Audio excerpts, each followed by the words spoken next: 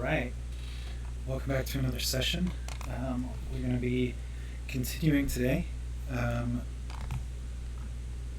some of the blocking for the NoCats animation in Blender.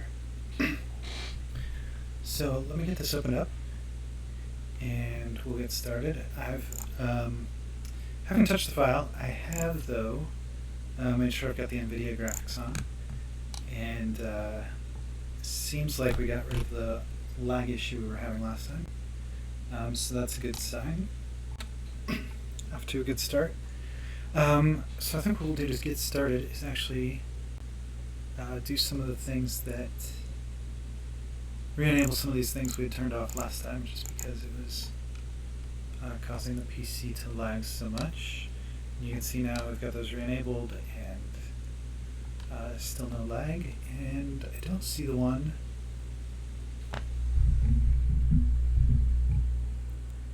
And I don't see the one for the creek. I must not have even. We didn't even append that. Let's do that. Object. The creek. There it is. Okay. So we've got that. If I turn off all the other items here. Cool, so there it is.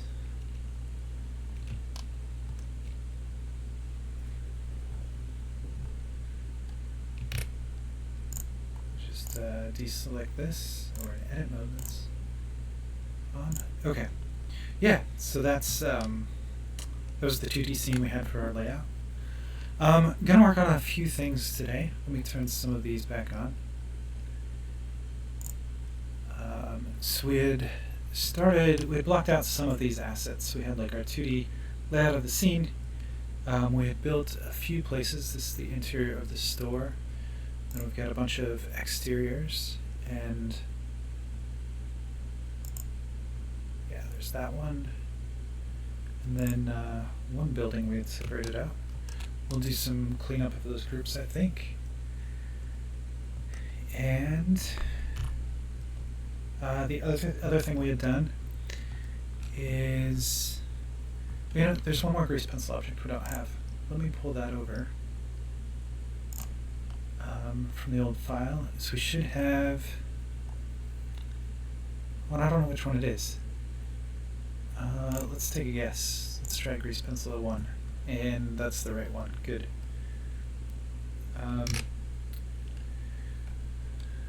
So we have these. Actually, let me do.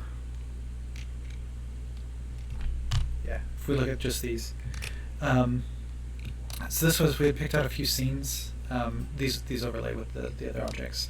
So we had like our little tent camp area. And we had drawn in like a couple of ideas for cameras, for angles that we might want to shoot. And then likewise for our other scenes, these other locations, we've got 5 total. Let me go back to the big view, and on this first scene, we had started blocking in some objects. So, like I said, we're really trying to do this project top down, not get bogged down in the details, so that we're not building things we don't need to. But here we blocked in a couple of cameras. So I'll show you what those look like. We put in some objects here. So this is our main character's tent, and then some other tents. And then we've got 3 characters here. We've got the police officer, cue ball, and the cat. Some of those grease pencil objects we have, like the path. You can see the creek back there. The outlines for the tents, which now we've drawn over with some very basic, but some placeholder geometry. So we had done this, and we had even started blocking out the animation for this scene. So let me play that. So we've got our police officer walks by, slashes the tents, the cat jumps out, cue ball goes and chases after the cat. And that's the first shot. I don't know if it's strictly speaking the first, but it's one of the first shots of the film. And then we also had over here is just a top-down view of the same the same scene. Let me turn on.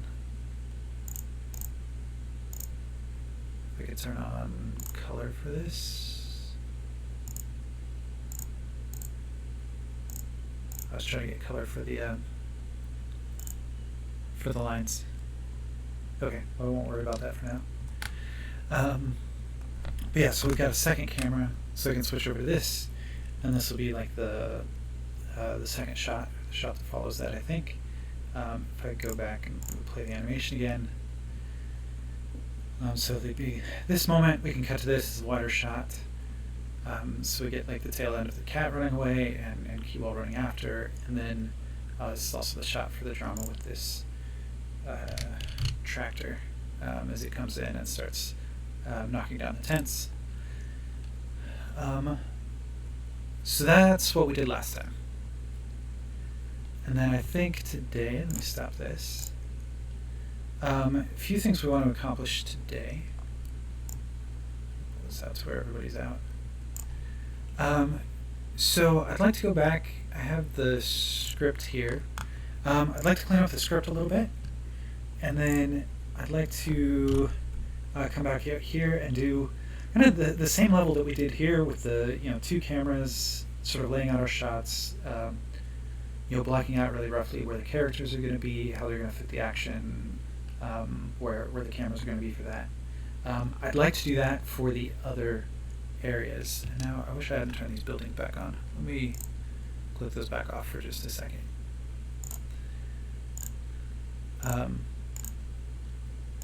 Yeah. So I'd like to do the same thing in these other areas that are circled. So I think the order is like this one, this. It's like the chronological order. So the next one, we'll go look at the script first before we actually do these. But the next one is going to be inside the shelter, where she goes in to check in. And then after that, we've got the alleyway, and we'll have to. This one I'm a little nervous about. We'll have to figure out. I don't know exactly how the camera angles are going to go here. I think I've said before too. I worry about this shot being very like cliche, like a homeless in the alley shot is sort of it's done a lot, but we'll see what we can do with it. We'll try and make it interesting. And then here's the store. So this is we've got like the interior of the building. This is primarily an interior shot. So it goes into the store. There's an interaction here with the cashier up front.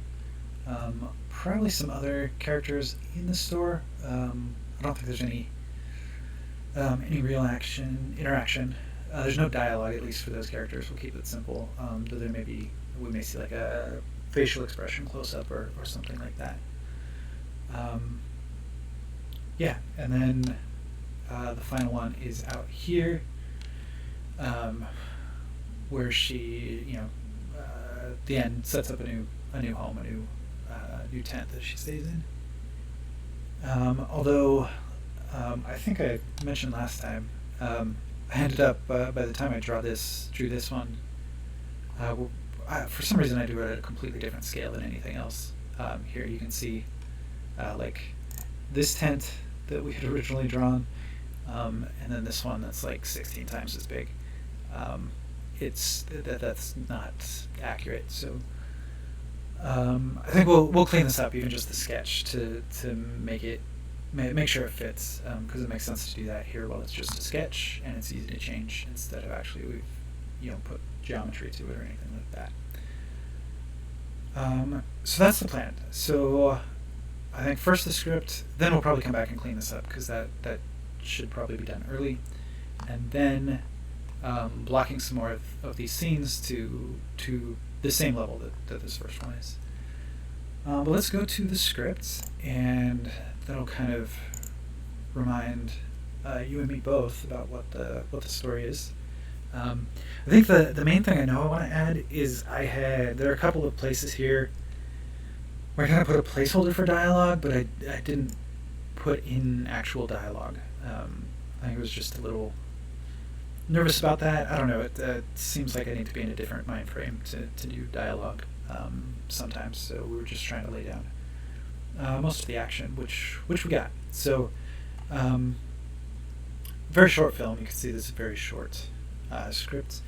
I'm guessing a runtime of about 3 minutes total. But we'll see. I don't have a totally good estimate for the translation between this amount of action and dialogue into runtime. So we'll see how it goes. But trying to keep the scale of the project small, with the idea that we can actually get it done. So let's go through it. Oh, so there is one more like location. That's the interior of the tent. We have that written in. So that's where we start. So a cat walks across the sleeping bag and rubs against Cue Ball's face. Cue Ball's the name of our protagonist, waking her up. Yeah, she probably doesn't need a name because that won't happen. I think she's going to call out to the cat though. So we need a name for the cat.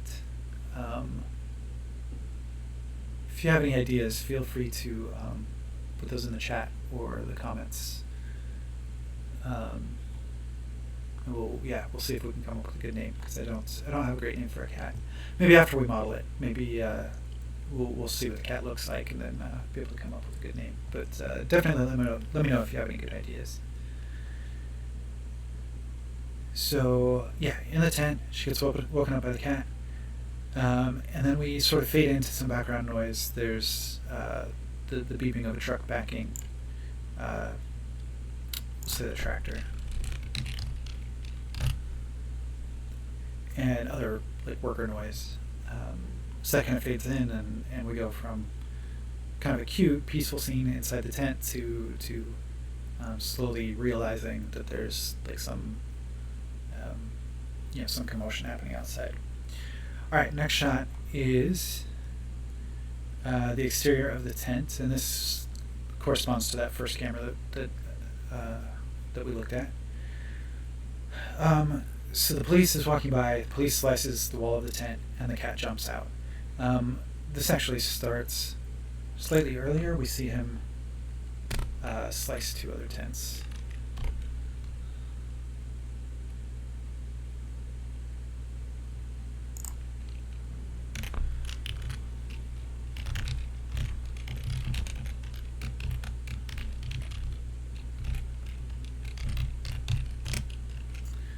So we'll just update that. So we have all that action. He slices the tents preceding. When he gets to Cue Ball's tent, when he slices Cue Ball's tent, the cat jumps out. And then Cue Ball, the protagonist, goes out the tent door. So unzips it, goes out the tent door, chasing after the cat. This is, I think, where she'll call after the cat and go running after the cat. Let's put that in.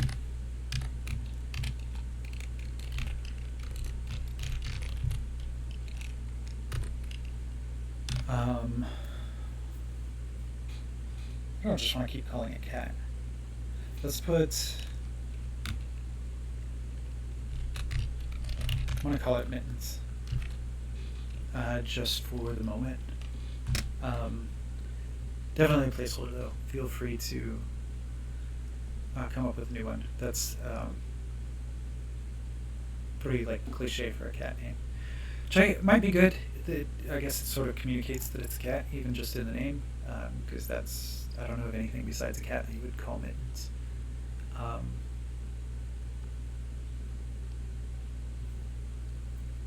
Yeah, so we'll go with that for now. Mittens the cat.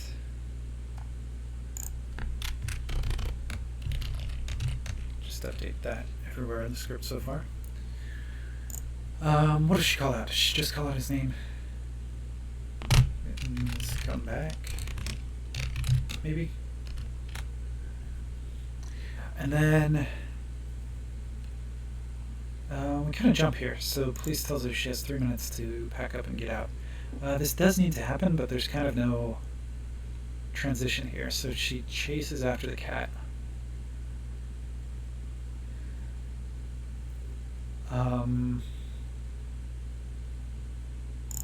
Yeah, we'll have her come back. So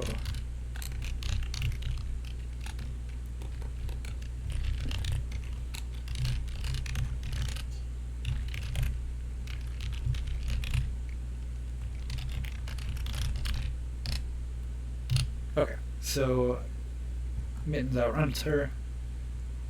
The cat. I might just keep calling it the cat. I don't know about that name. Maybe it'll grow on me. Like I said, after I see after we've actually created the cat model, then we'll pick a permanent name. So he outruns her. She comes walking back towards the tent. And I imagine this as she doesn't want the cat to run away, but the cat's probably run away before, and she kind of knows it'll come back, so she's not super worried. It's kind of how I see the attitude there. Anyway, so she walks back towards the tent. The police tells her she has 3 minutes to pack up and get out.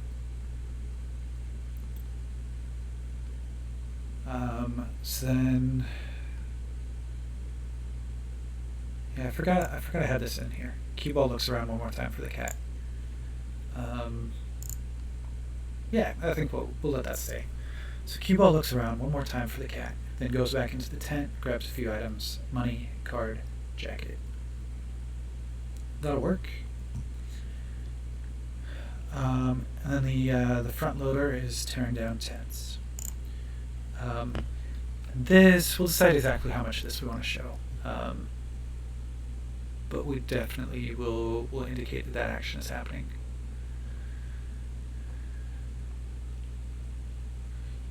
And then, it's funny how just rereading something you don't always remember, or it's not written exactly how you remember it. So the cat comes out and finds Cue Ball. I think we'll play it like that, just have the cat come out of somewhere.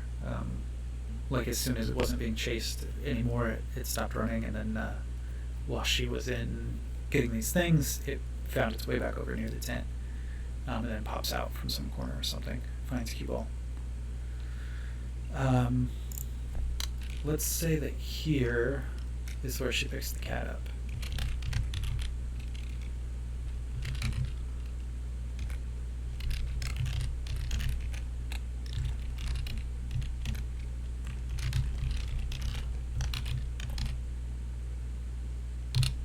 She picks up the cat and sort of tucks him into the jacket. Let's rename the cat.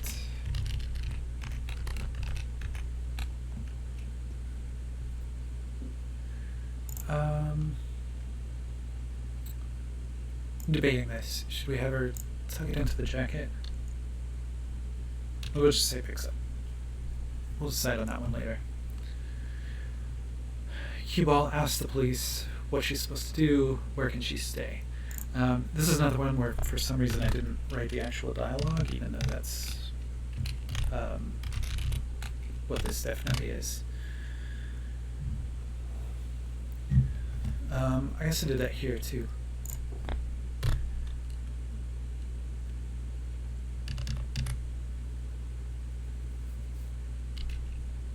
Yeah, so let's do this one first. So the police has some dialogue. And I'm not going to complicate things. I'm pretty much just he's going to say what we said he was going to say up here.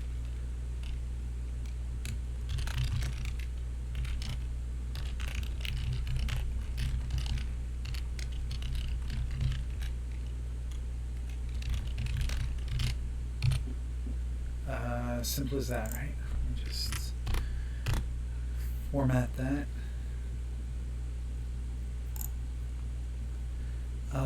Let's see. Did she say anything else? I mean, that seems like the sort of thing you might protest against. Though maybe she's had enough interactions with the police to not really say anything.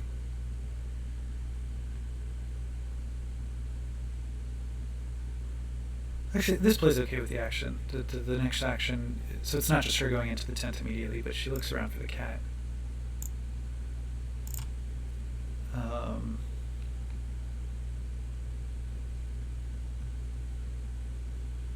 I don't know. I mean, we could make this longer. Like, you have 3 minutes to grab your things and clear out.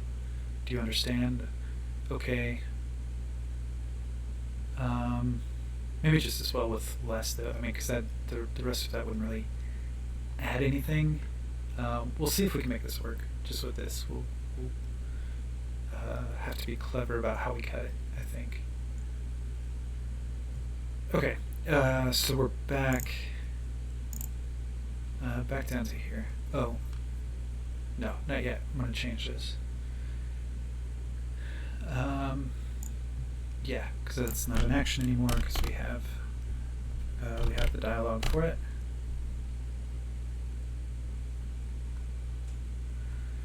Keeble asks the police what she's supposed to do.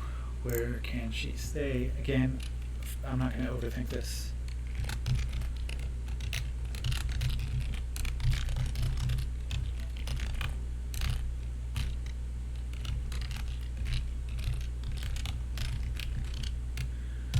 What am I supposed to do? Where am I supposed to stay?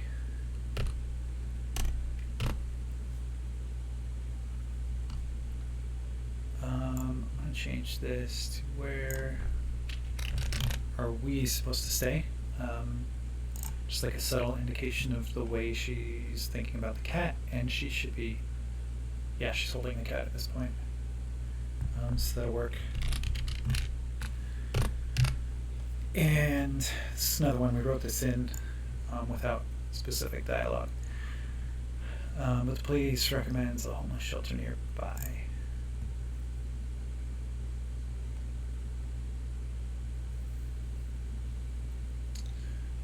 What would that sound like?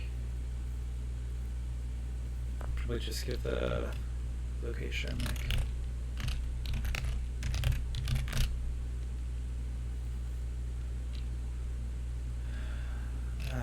Yeah, like there's a shelter over on, something street. Cool.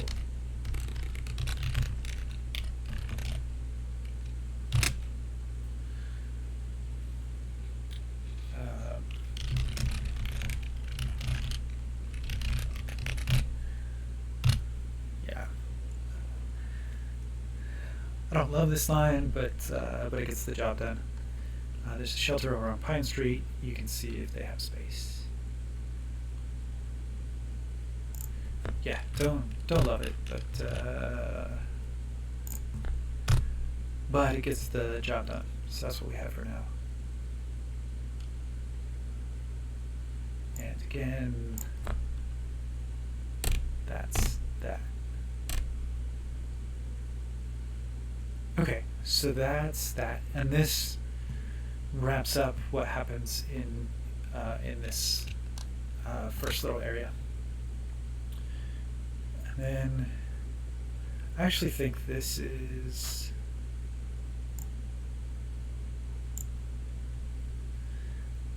this front loader tearing down tents, I think actually goes down here.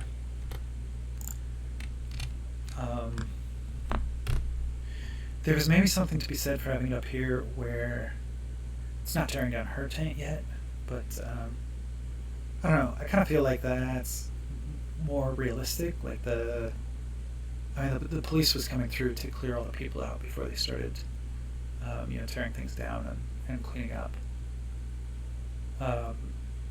So I think they would want to do that. I think the police will be happier. And, I think the teardown would actually start later. But we will have it run, concurrently with this action. And same thing, it can be starting to tear down, maybe not her tent, but the first one's in line. But now it's not. Now it doesn't immediately follow her being in the tent, which would be kind of an unsafe thing. So I wouldn't expect that to happen necessarily, I'm sure. Yeah. Sure it could. I don't know what the reality is, but I think it plays better this way. And this seems more plausible to me. Okay, so now we're at the next location, which we'll see if I can find over here. So this is the shelter, And again, just a reminder, I talked about this when we were laying this out. I have these 5 locations all really close together. That's not going to be evident the way that this is actually cut together. So I think it's convenient to have them together, but I'm thinking about this more like building a set than like the actual narrative of how this would be in the city.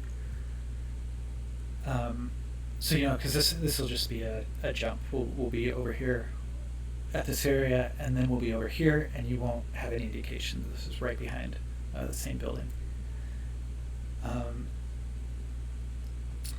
So yeah, so just don't worry about the actual distances on any of these. I think the impression for the viewer will be different.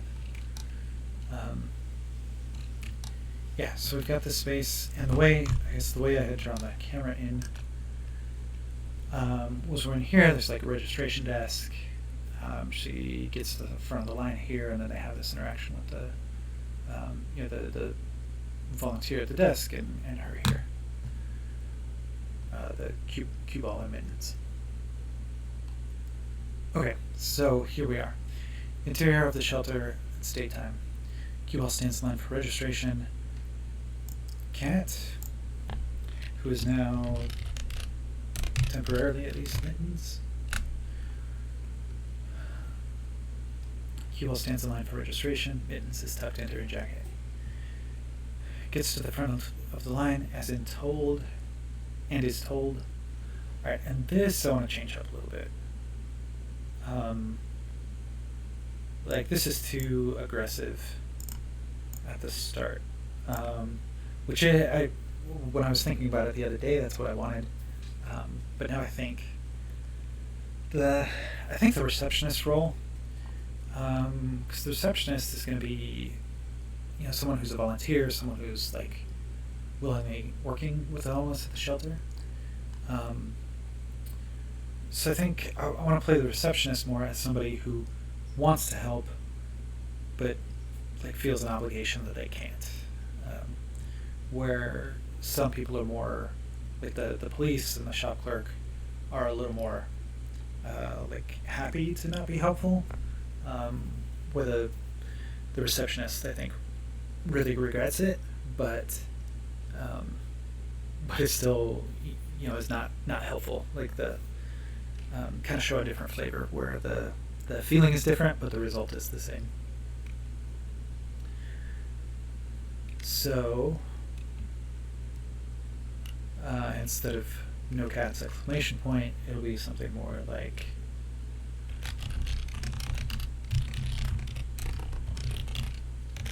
sorry dear, no pets.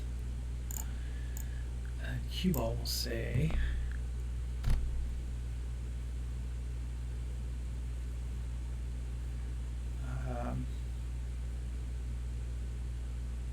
you should just say, what do you mean?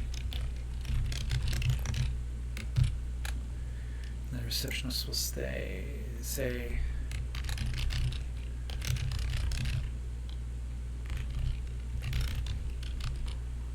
you want to come inside. I was going to say you have to leave the cat outside, but then I don't like that it says inside, outside. Maybe if you want to stay, you have to leave the cat outside.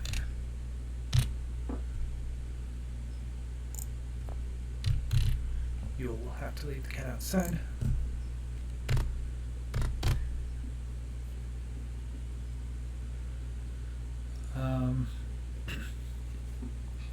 Let's see, how does cue ball respond to that?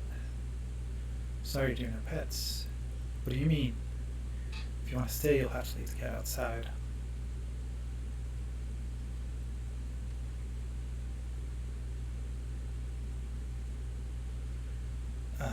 We could have her say something else. We could have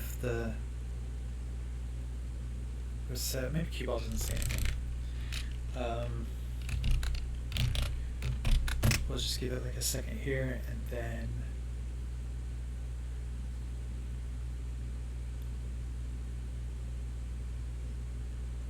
I don't know, we could do something about like how she's holding up the line, or like something to force her to make the decision.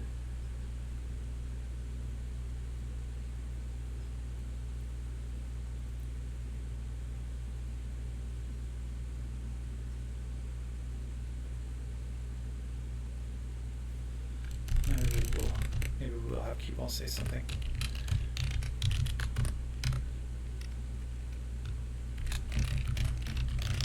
I can't do that.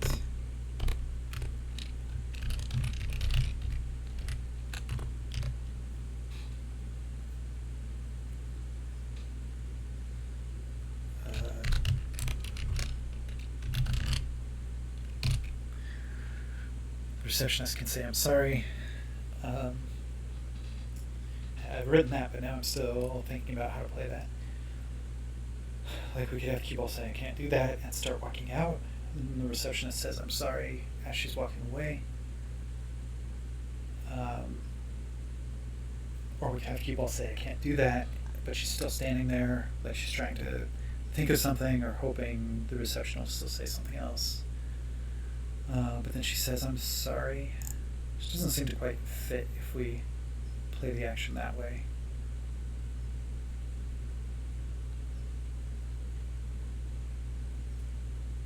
Then I think she would say something more like, "I'm sorry, but we can't make exceptions," or something like that. I'm going to leave it like this for now, with the assumption we'll play it the first way.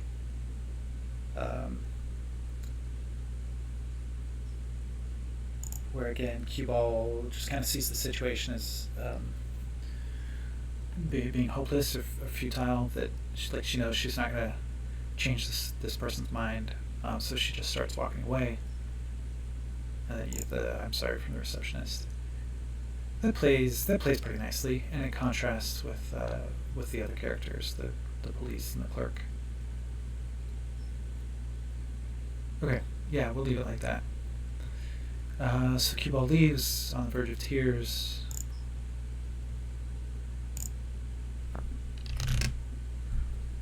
That sounds fine. And then we're on to the next scene. Which, was I spacing these? No. Yes. I was not being consistent about it. Yeah, no. Double spacing there and not here. Let's do them all double.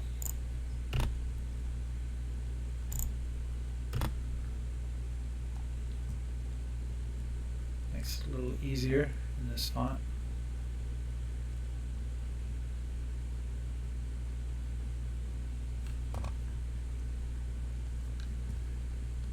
Okay.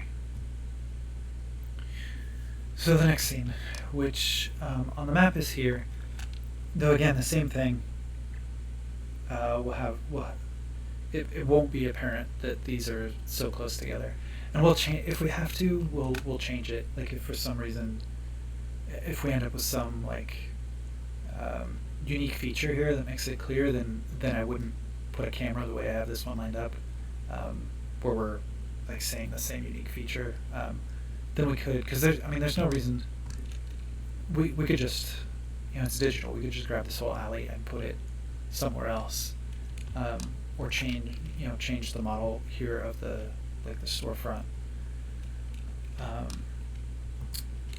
before we shoot the two scenes. So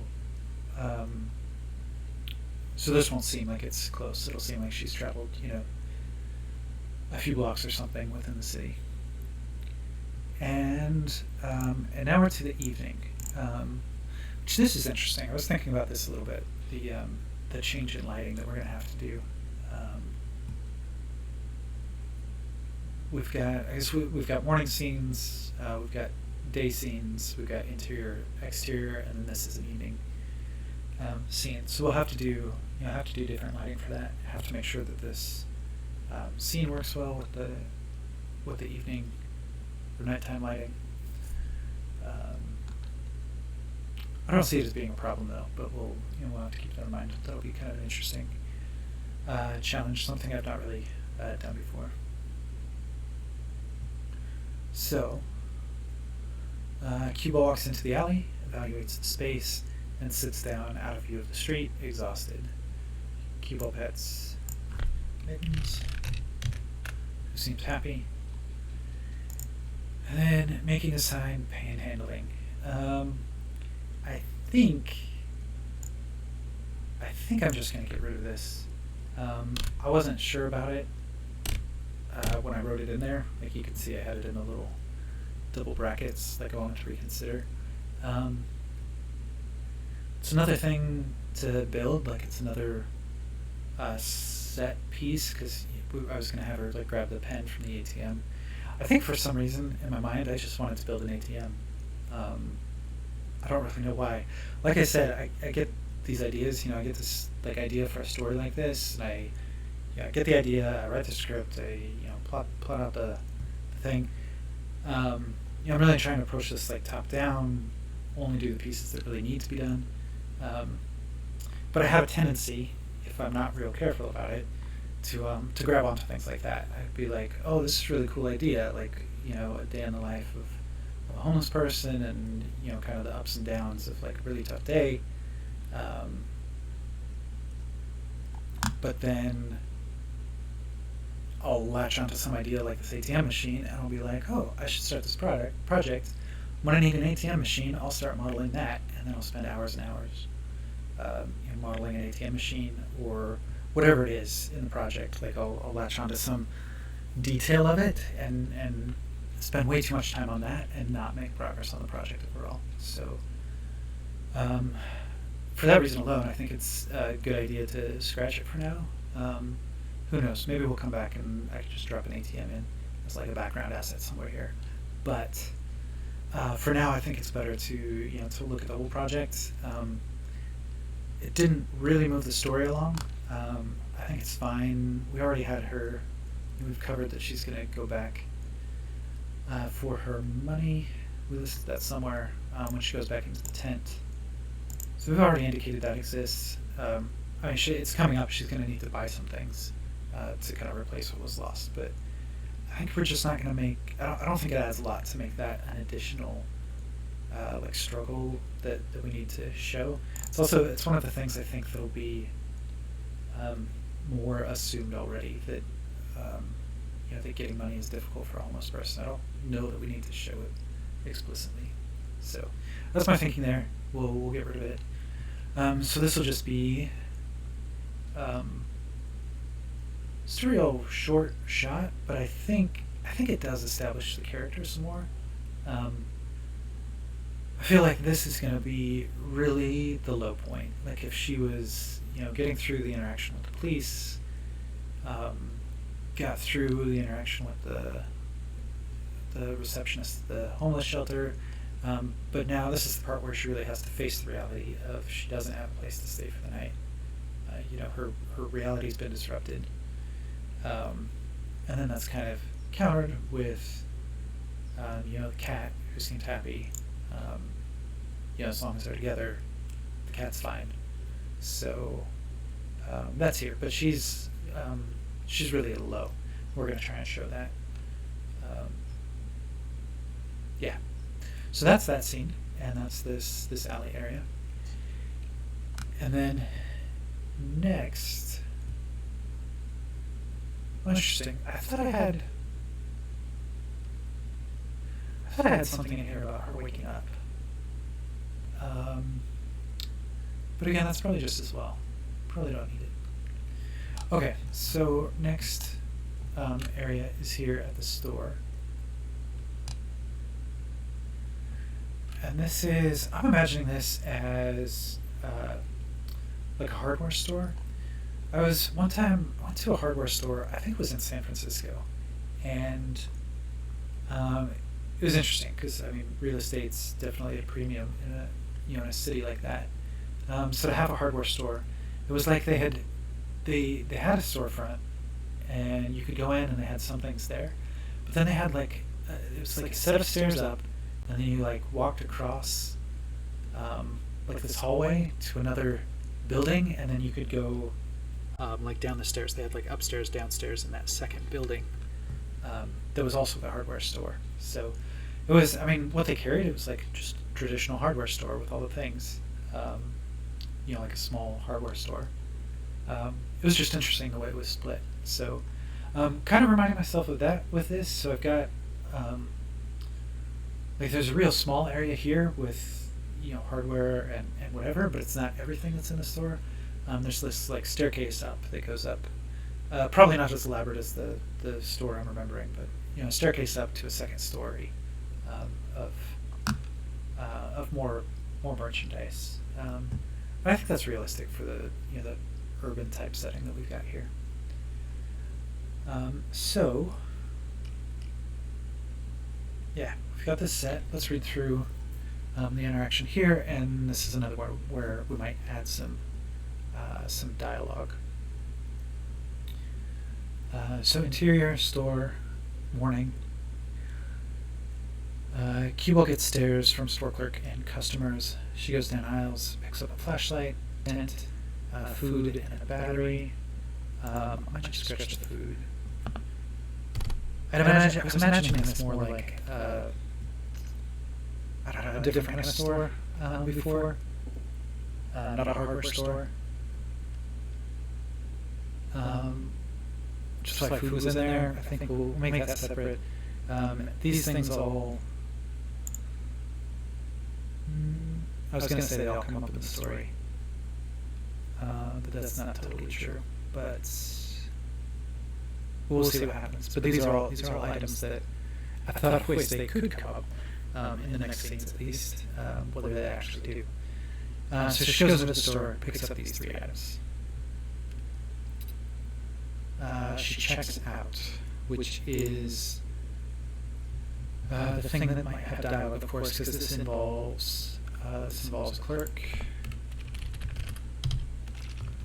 And I'm just going to capitalize both of these because that's something that I'm going to need to do the 3D modeling for these people.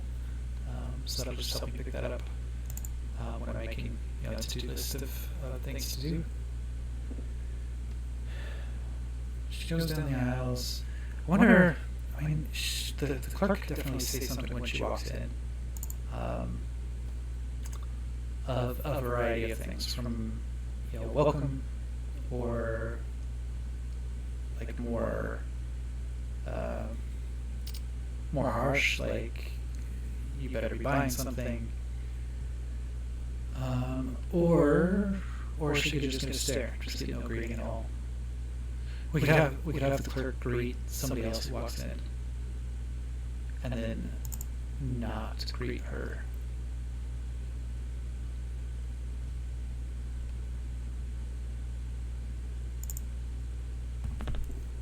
I mean, that's not bad.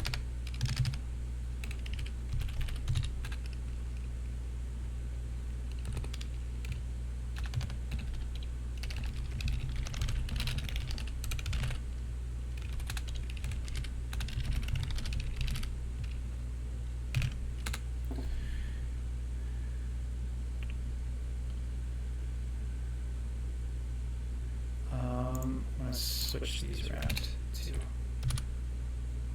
lines. So yeah, so we'll have somebody else. We'll have somebody walking ahead of her. Right there too.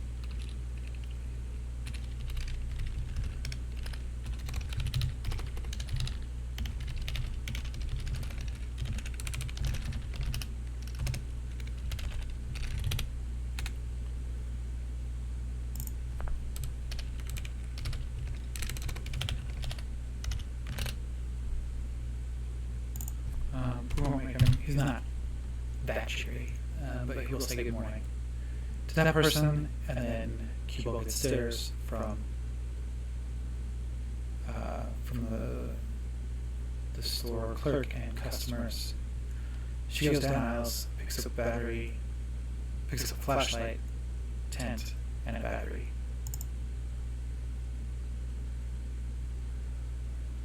She checks out. Okay, so checking out is another interaction. I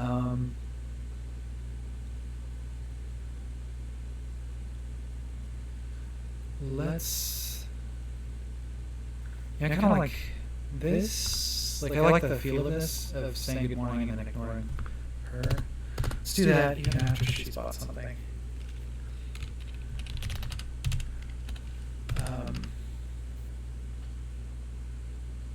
Let's see, who should start it?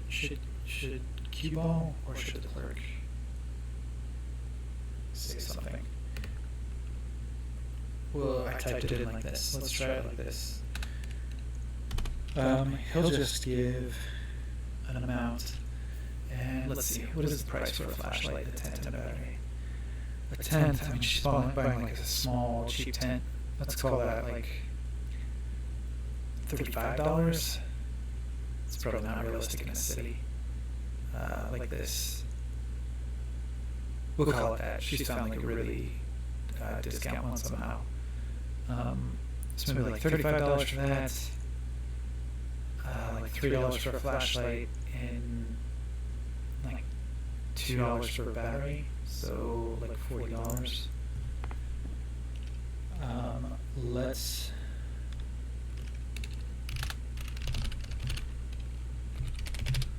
call it 42.87.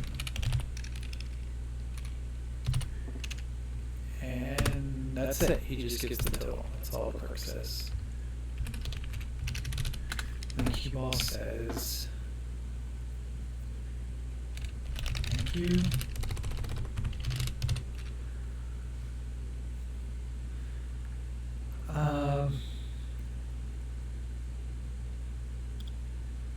So again, this is him being kind of curt with her, and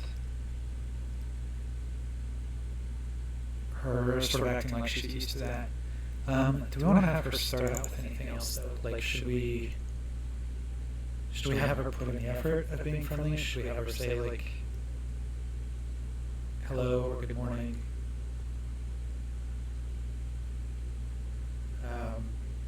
If we do that, then this line ends up being much more of like a shutdown. Or if it's this, then it's him. It's the clerk kind of leading conversation, and she just goes along with it.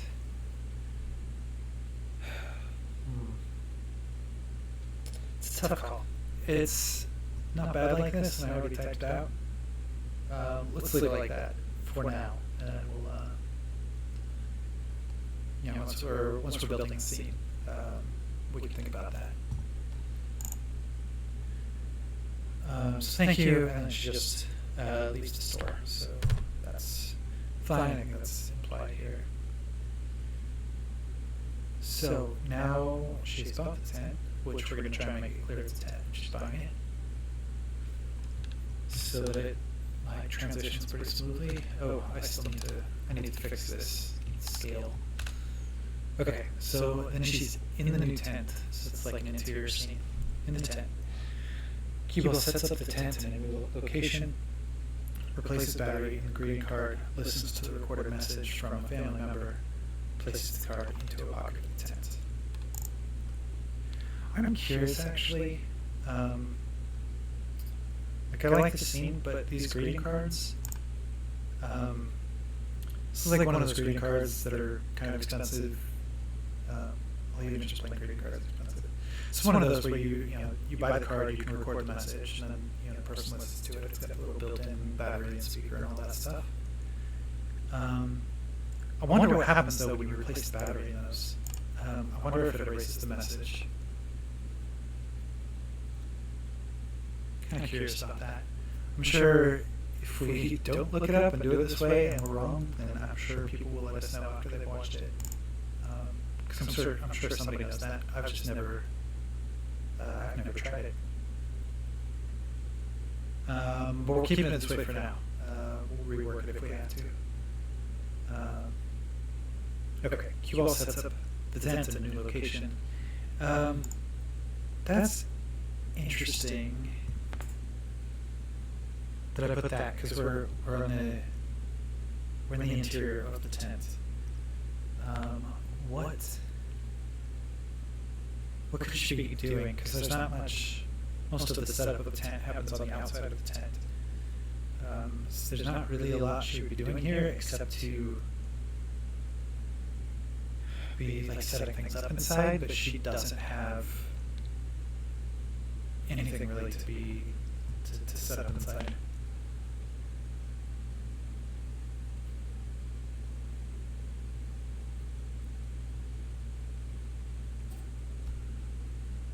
Maybe I'll just change this. Keep set up in the tents in a new location.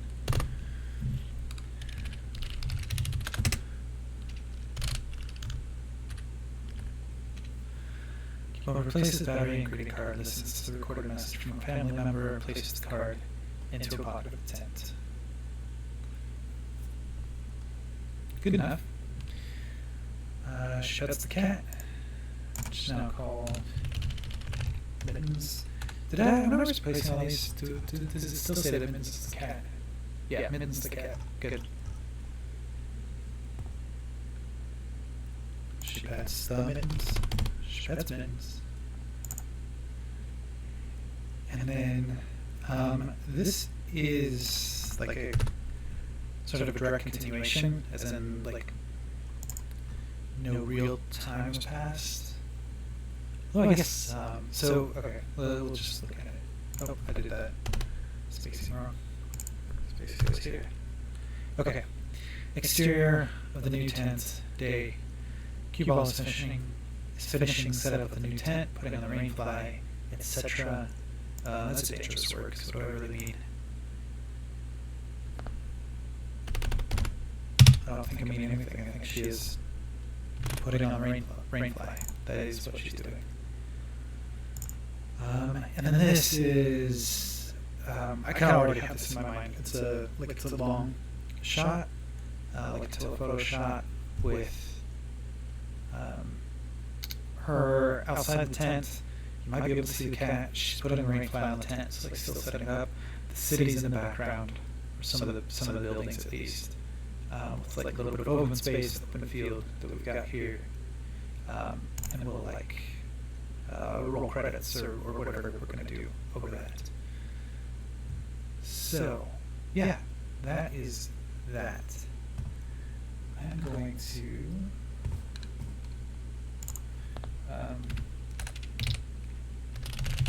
just before I save this,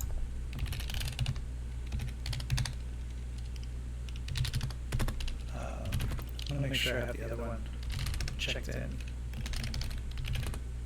just in case we ever want to go back.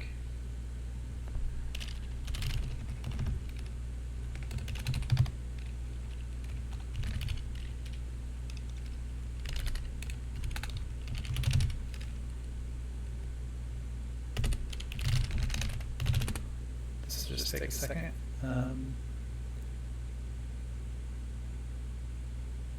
Yeah, so those are the files we want. That's the script, which is what I'm worried about now, but I also want to check in these two layout blend files.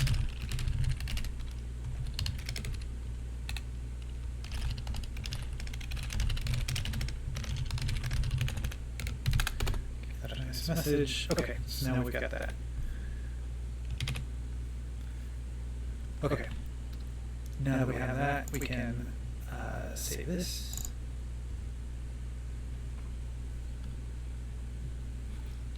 Okay, so that's our script. I feel pretty good about that. I was a little worried about getting this dialogue together, but now we've got the dialogue. It was pretty good.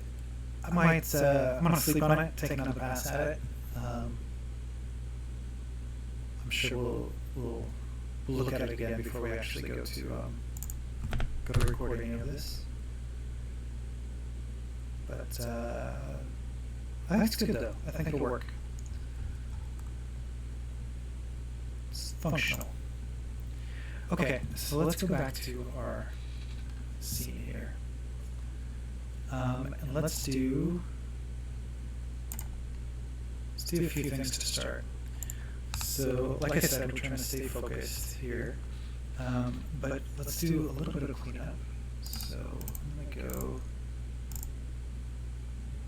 here. This is the tent that's way too big.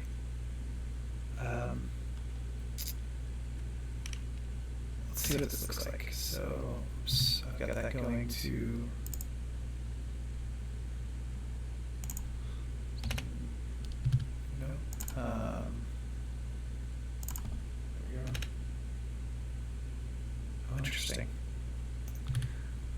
that's not what I expected. Okay, we'll set that back. Let's go into edit mode.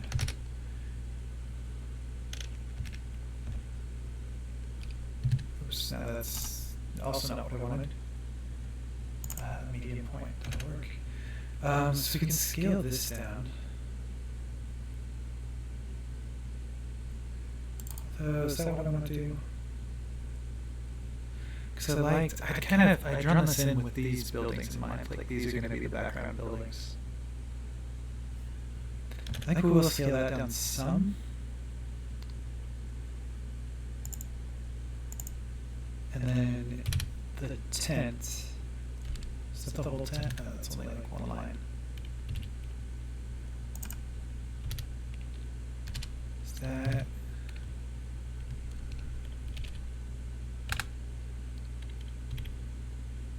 Now we got it all? Nope. That's okay, we'll start with this. Okay, let me just scale this down until it's roughly the size of those other tents. And this one too. Actually, that would just get rid of. I'm gonna grab this for just a second, and we're gonna put it over here with these other tents. Line it up. It's not the same tent. It doesn't need to be exactly the same, but it should be kind of the same scale. And that is, so we'll just put it back. Okay, so yeah, that's pretty good. Let me just move it so it's not on that other field line exactly. Back to object mode. I would like to move this one. Let's see how I'll get this. Still not so used to grease pencil yet. It works. Most of what I know about Blender works for grease pencil, but it seems to work just a little bit differently. So still just getting used to the details of it.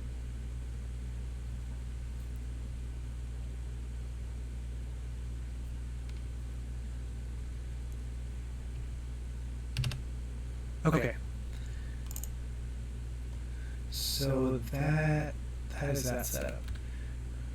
So that's one thing I wanted to do, and then let's clean this list up just a bit. I'm not going to go overkill with it, but we have some a few things that don't quite match up. So I want to do a new collection for buildings, and then the buildings that I have are going to go in this. The buildings, the big building, the store, and I guess that's what we have, although I think big building ended up being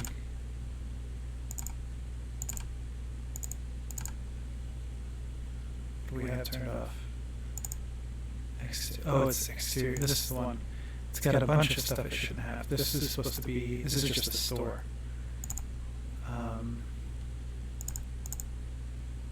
But it's got everything in it. Those are the tents. So this is the one that's actually the store. And I think all the rest of this is other stuff. So let's move these, for the moment, let's move to buildings. Though I think some of them aren't. I think these are tents. So let's go, it could still be inside of buildings. Let's do a new collection for tents. And the tents are, we can zoom in here, help ourselves out. 9, 10, 11, 12. Those ones are tents. 13 is that buildings, that can just be in buildings. What is 14? Is it a building? 15 is a building, 16 is a building, 17 is that building. So that's fine. Those can just live in buildings. I'm not going to worry right now about giving them names. This is in the wrong spot. Let's move this to grease pencil objects, and this will be like our notes. Yeah, that's fine. So characters, we've got creek in the characters. Creek should be a grease pencil object. So now characters, we've just got the 3 characters: cat, cue ball, police. Buildings are buildings, and then we're going to be setting up some more cameras. So I'm going to call this cameras, and we'll do a new collection. Oops. Not where I wanted it. Here, a new collection for lights. And right now we just have this light, which we don't really need at this point, but there it is. Yes, now we've got our 2 cameras. Okay, that feels a little better, a little cleaner.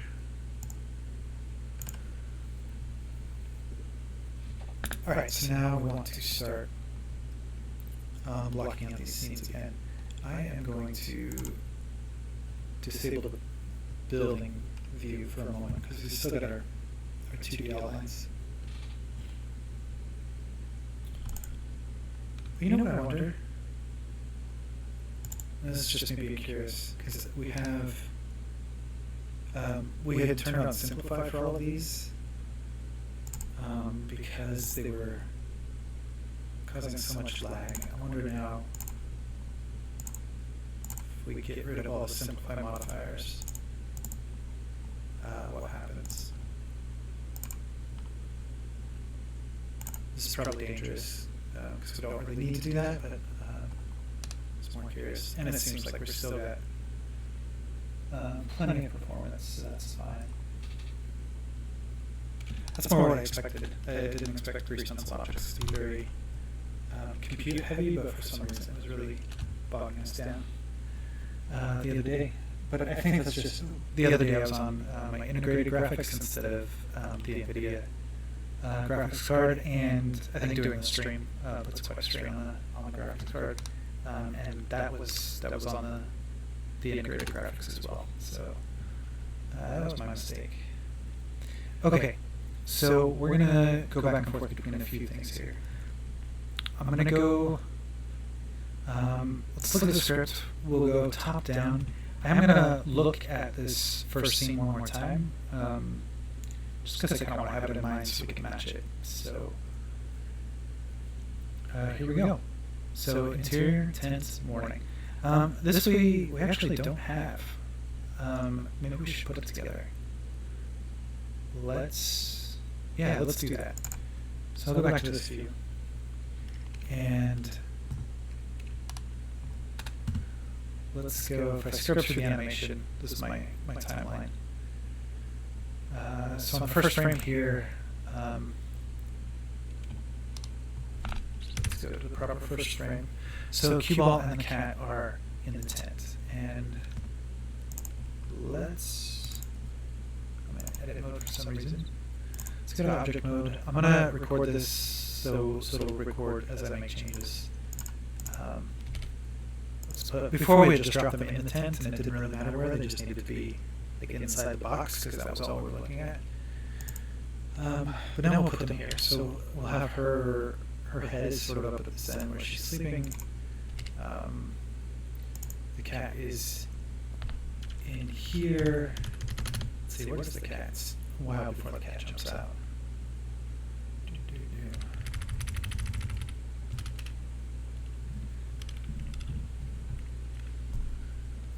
So let's add a new camera. And we'll put it here, and let's go into the camera settings. I think I want this one to be quite a wider angle. Yeah, if we do something like that, I'm just looking at the field of view on this. Like if we're, I'm gonna put it on the inside. We can cheat it when we actually go to shoot this. I definitely do. You know, where I'm not afraid to put the camera like here outside the tent wall, and then just disable one wall of the tent to film the shot I want. That works out well sometimes. So we'll have, but for now, just imagining. Like, I like to, you know, have the constraints that you might have in a real situation. Although honestly, in Hollywood, they would do the same thing. They might have a tent without walls so that they can shoot through it. As well, just because that's how you get the shot you want sometimes.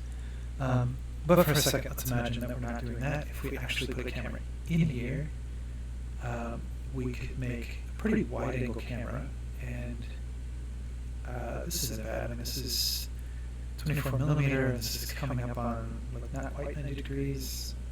I'm actually curious, what does it take to... That puts the field of view at about 90 degrees. So this would be pretty wide angle. This is like a, you know, like a GoPro or something like that type camera. Oops. Oh, what did I do?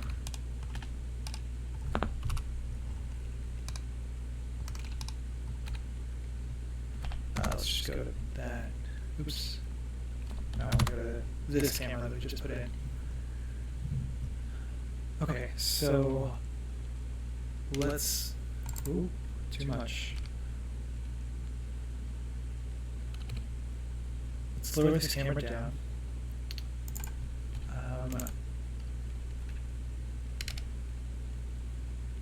She will also be lower down because she'll be sleeping.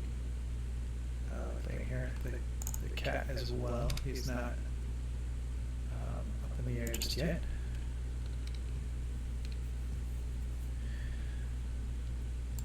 Let's get the camera. Again, can I grab this camera? If I rotate this down a bit. Ooh, I'm having trouble controlling. Okay, now this looks huge, but this is not actually this, like her, if she's like in this tent sleeping, her head is actually like that size. So we'd have here like if her head's there,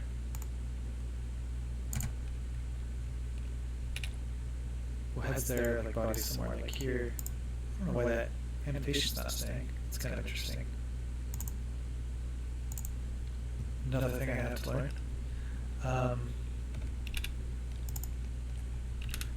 So yeah, I'm gonna undo that on the size of her head, but yeah, just that'd be smaller. Actually, I won't. We'll just do I have keyframes on? Yeah, we've already got keyframes on the scale. Let's not spend too much time on this, but let's scrub forward to where she actually comes out of the tent. And everything before that,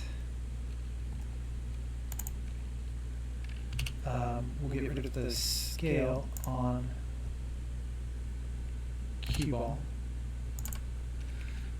That way we can make this more realistic size for her head for being inside the tent.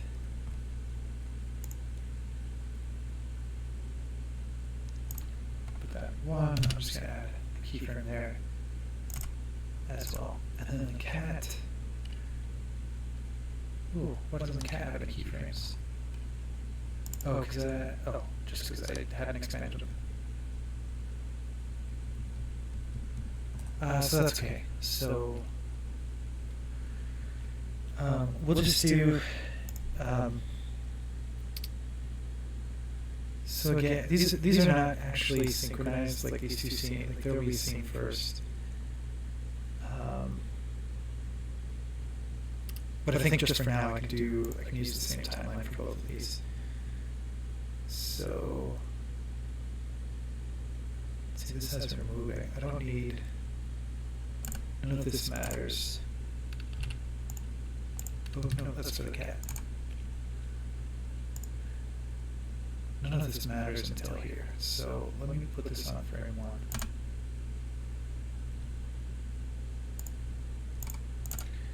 And I think all of her animation goes away until here, and we'll just add 1 keyframe for everything, and we will duplicate it and put that up here somewhere. So then she's in that spot for all this time. Good. And then the cat. Let's read our script again. So the script is interior tent morning, and the cat walks across the sleeping bag, rubs against the cue ball's face, waking her up. With the background noise, beeping of a tractor, or the worker noise. Okay. So this cat, and same thing. None of this cat's animation matters until up to here when it jumps up of the wall. So let's make it easy on ourselves here. Just get rid of that. Okay, so frame 1. I'm gonna make the cat a little bit smaller here too. So frame 1, the cat's there.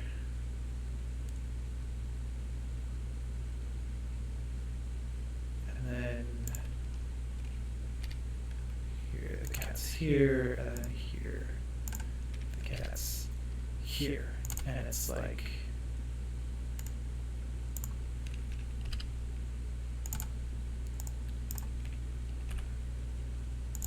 we'll have a spin. This is like a proxy for purring on her face. Okay, so if I play this, oops, if I play this, cat walks across her, gets up in her face, spins super fast. Alright, maybe a little less spinning. Oops. Get rid of those first, get rid of those, and take this keyframe and move it out. Now the cat should spin a little slower. Yeah, and then past that we're done, although I think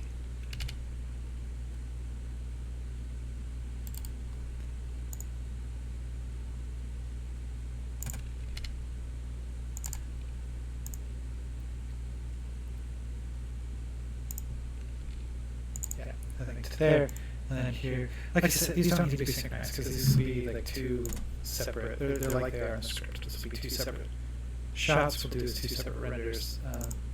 Honestly, I don't know why. I'm probably gonna frustrate myself that I've like overlapped these.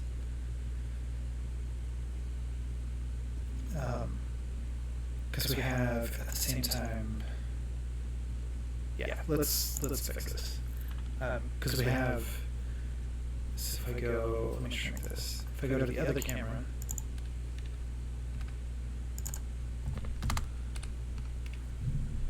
turn on. If I turn on some buildings, yeah. So in this, like on the same timeline, we have the cop walking down, slashing these tents. And then the cat jumps out. So that's still look okay. I think that's okay. I think the cat got smaller. But that's fine. Okay, yeah, let's select everything. And the dividing line, I guess, is right here. What is this? It has. Okay, just the police.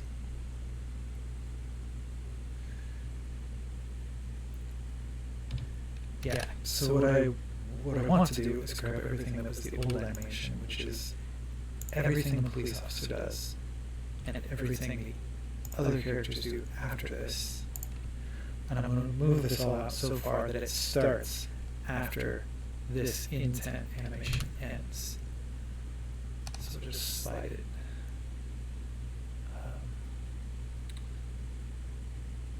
Yeah, we'll just slide it over there. We can give ourselves a buffer. Okay, and now that extended past the end of our timeline, so we'll extend this out to, say, 450 now. Okay, so now I can deselect everything. Don't need this timeline. So we'll be, where's this camera? Oh, now we're, now I've turned on the building, so all we're seeing is the tent. Oh, where are my characters? Oh, because we're, okay. I need to go back to frame 1.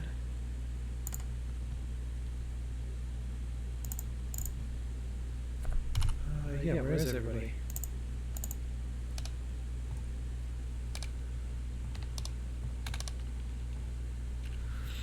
Oh, they're not, their height is wrong. Is it wrong the whole time? Oh, I think I messed something up. What does it look like from here? Does it, okay, we at least have the animation on.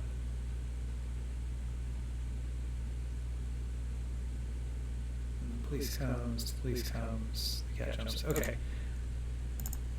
So the animation's right, we just don't have the height correct.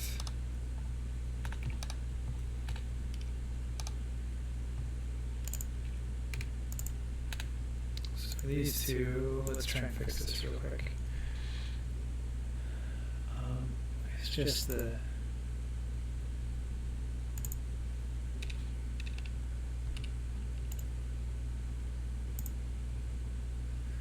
Z location for the cat. The Z location for cue ball. If I get rid of those,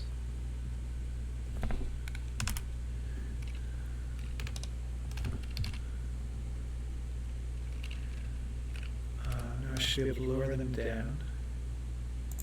I still have auto keyframing on.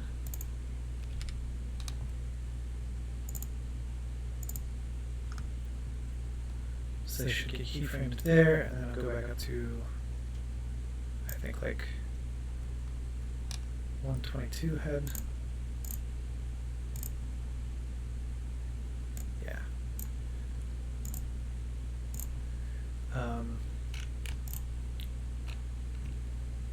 So yeah, just back to these two, and those same.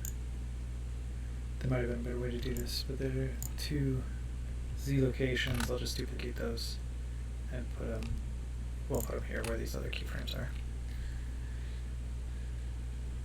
And now, yeah, now that looks good. And then their height only changes here, and then the cat's back down for that. So, which is right, because just the cat jumps up, climbs off the wall, jumps down. Great. It's a little slow motion, but we're not actually inside the tent for that. So no problem. Okay, now back to this camera, which is what we're actually trying to set up. So this is a good example. I'm going to save this. I don't want to get too wrapped up in the details. That was kind of a lot of like cleanup type work. That's not totally important, but well, but now it's done, so I'm not gonna change that. Okay, and then this is not bad for the shot. Let's, oops. Ooh, my controls are a little wonky. Okay. Yeah, so this will be the shot, I think. Let's go ahead and turn the buildings on, and then we can see the interior of the tent here. Let's change the clipping value on this camera just a bit, because you can see we're clipping like where we don't draw things that are super close to the camera, and in this case the floor of the tent here is super close. Oh, but that's not for the camera. Oh, so this, okay, interesting. This was okay. Or maybe, I don't know. I didn't change that. This one needs to change. Yeah, so now we're like inside the tent. So that's great. So this is a shot. I am going to add one little prop in here, and let's keep this clean. Let me add a new group or a new collection. Let's call this old tent. So we call the other tent new tent. Let's move the tent over. Which one is this? Yeah, it's this one.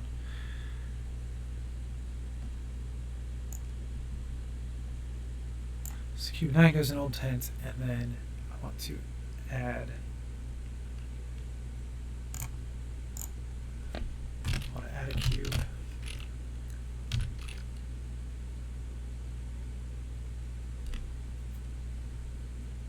Oops, did I just add an empty?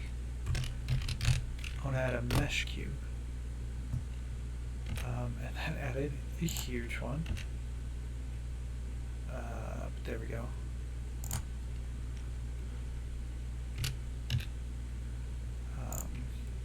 Scale Y, scale Z, grab Y, nope, scale the whole thing down.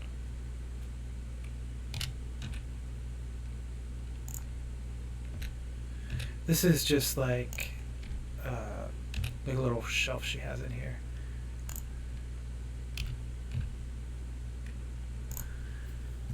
So this will be the shelf where she has some of the things that she comes back and grabs.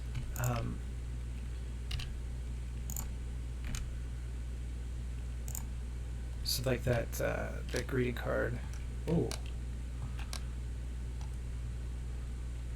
my view's not set up for this. It's too small of an area.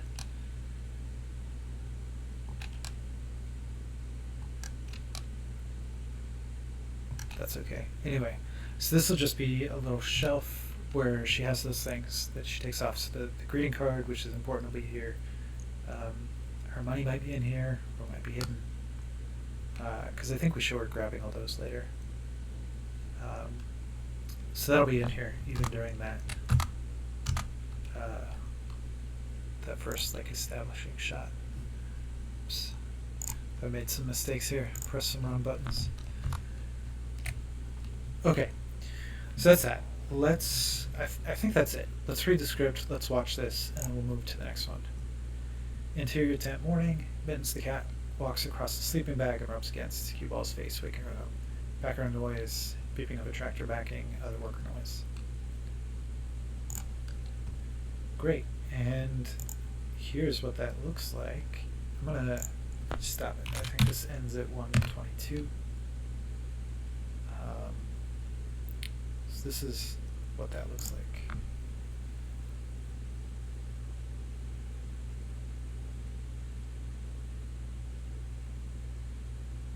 Not bad. Little 4-second shot. Cat comes over, wakes her up. We'll have some like facial expressions going on here. I think it'll fill out. Sort of establish the place. Have this shelf full of things. She'll be like in a sleeping bag. Establishes her, the cat. They're family. They're friendly with each other. We'll try and establish the tent in this shot too, because these are the corners. I'm going to try this annotate thing again. Maybe, was I trying to do it while I was animating? So the tent is like here, like the corners of the tent. So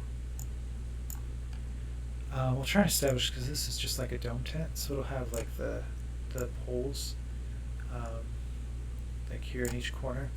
And those obviously are on the exterior, but I think if we do the lighting right, we can have the tent be thin, and that'll give an indication that there's like light coming through. There's just a cloth wall. We'll see like the shadows, the silhouettes of these poles kind of projecting onto the skin of the tent. That brings up an interesting question, because I'm not sure I know how to do that. We might need to fake it a little bit, but that's fine. But that should establish that it's a tent, establish these characters, establish kind of the living condition. Yeah, not bad. How do I erase grease pencil annotations?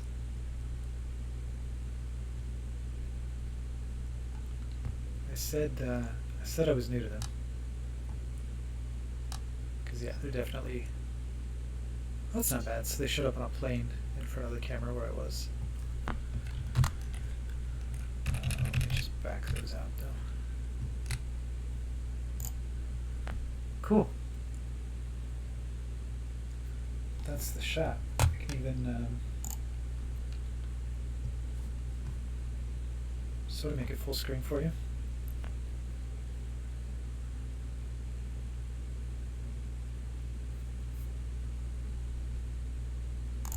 Alright, I'm happy with that.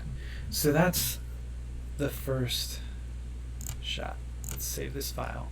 Let's go to our script and look at the next shot. Exterior tent morning. This is the one we already did, but we're going to look at it again, and then we'll move on to the next one. Police slices the wall of the tents. When he slices Cue Ball's tent, Mitten jumps out. Cue Ball goes out the tent door, starts chasing after the cat. She shouts, "Mittens, come back." Mittens outruns her. She walks back toward the tent. Now we don't have this yet, so we can start building. This is a blocked out animation. We might not get as far as I was hoping. I thought I could count this scene already done, but I see we're like 2 lines into it, and this goes on for another. All of this. So not a lot in absolute terms, but you kind of see how it goes to block out a scene. It takes a little bit of time. Nothing to do but do it though, to go through it. So we'll do that. I'm gonna just take a second away, get a sip of water, and then I'll be back and we'll block out the second part of the scene.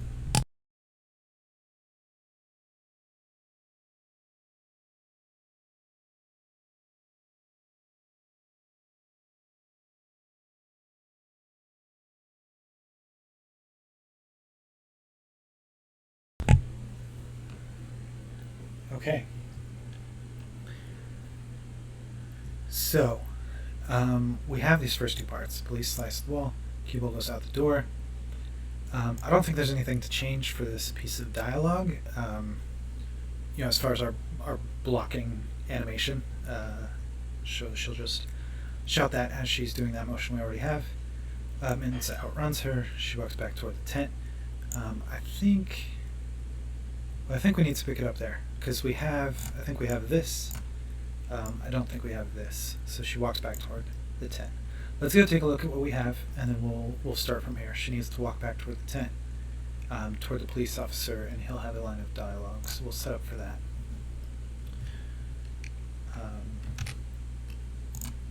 So here's our active camera.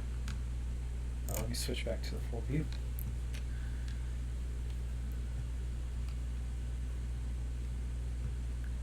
Alright, and let's roll this out to, I think we're at like 140 to 450 on our frame count.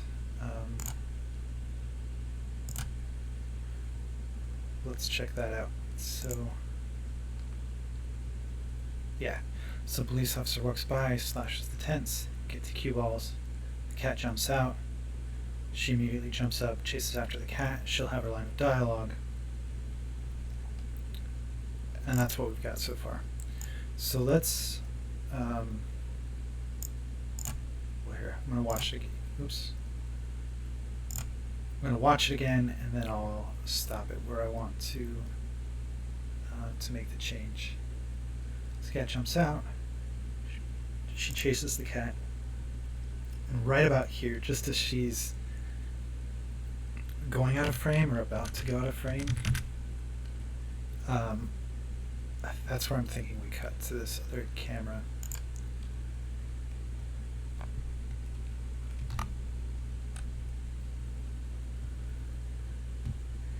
And then, so what do we get from here? Frame 385. Play this from here. Yeah.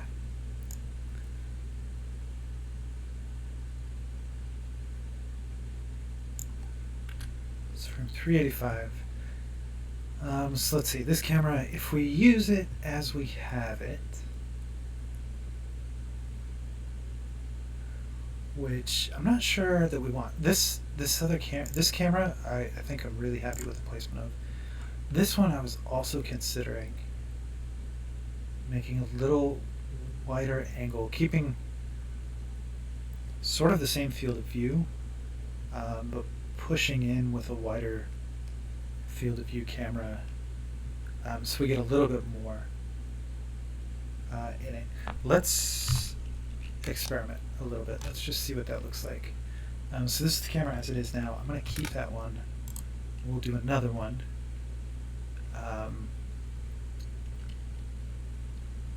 We'll move this up.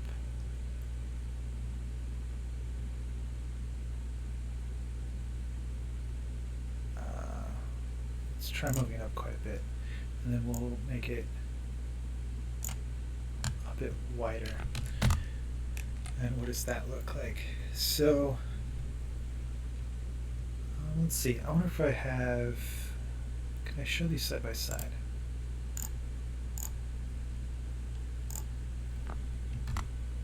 No, that switches both views. There's got to be a way to do that. Can't I lock?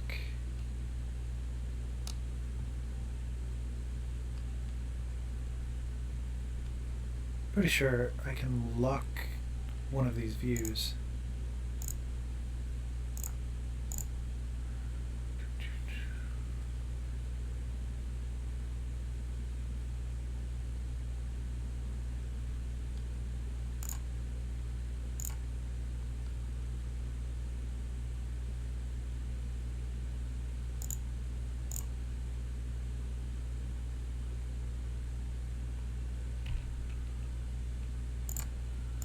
View.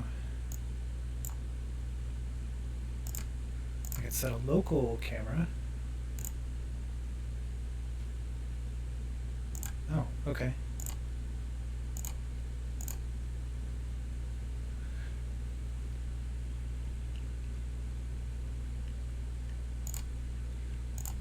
So if I set this one to the new one.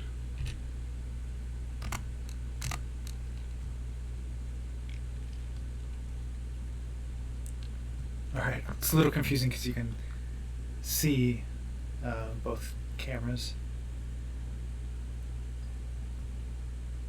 Okay, and even I'm a little confused now which is which. So this was the original. This is the 50mm camera that's further back. And this one is the wider field of view camera that's closer in. So the difference here is pretty subtle. Probably more subtle even than I should be playing with at this point.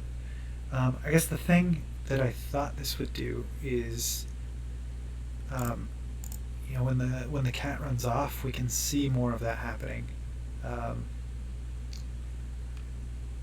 Like if we So we're gonna have this action of she comes.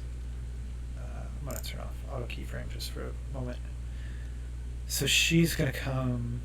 She runs out, then she's gonna stop, and she's gonna come walking back. And this gives us an opportunity to see what the cat is doing even further out. So we can see that the cat keeps running away. Where in this view, like the cat here, at this frame where we're going to cut, like the cat's already out of the field of view completely. So if we use this camera to show her turning around, we're going to lose something of what the cat's doing, because the cat's going to be out of frame right after this, and then it's just an unknown. Like, does the cat stop here? Does the cat take off running still? But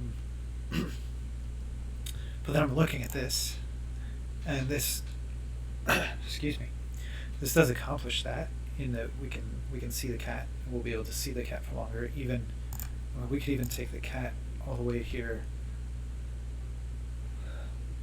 Like, we can show the cat far enough out that the cat could actually stop and start walking back after she does, once it's out of the field of view, and that'd be almost a natural thing to happen. But I don't particularly like it as a shot. It shows, I mean, there's a lot here. There's like a lot of dead space here just with this tent, where here we kind of crop it off and we get it. Like, it still reads, like we'll know that there's a tent there. Here it's definitely there, but then there's dead space too. Doesn't really add anything. A lot of empty space here where before kind of the tractor's filling this in. Also, it's got the creek here, but the creek is actually going to be at like a different elevation, right? Like, that'll be somewhat lower because this is like a levee, this trail. So I guess we still pick some of it up, which is kind of interesting. Though at this point, I don't think it actually features, so it's kind of just another thing to model if we're not going to show it otherwise. Okay. So we've kind of explored that. Let's try one more option. Let's kind of split the difference with like a 35 millimeter. And we could move it back a little bit.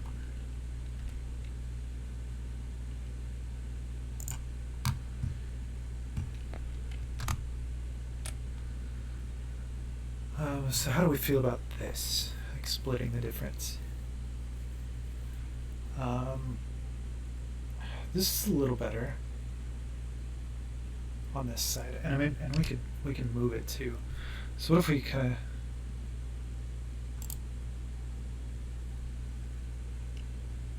of? I was looking at the wrong corner here. Oh, I was looking at this corner as like where this corner chops off the tent, but that's not the. I should be looking at this camera for the field of view. So what does this do? We can move this over so that it matches up a little more, because if we're saying we like sort of chopping this tent, that's something we can do. And then we get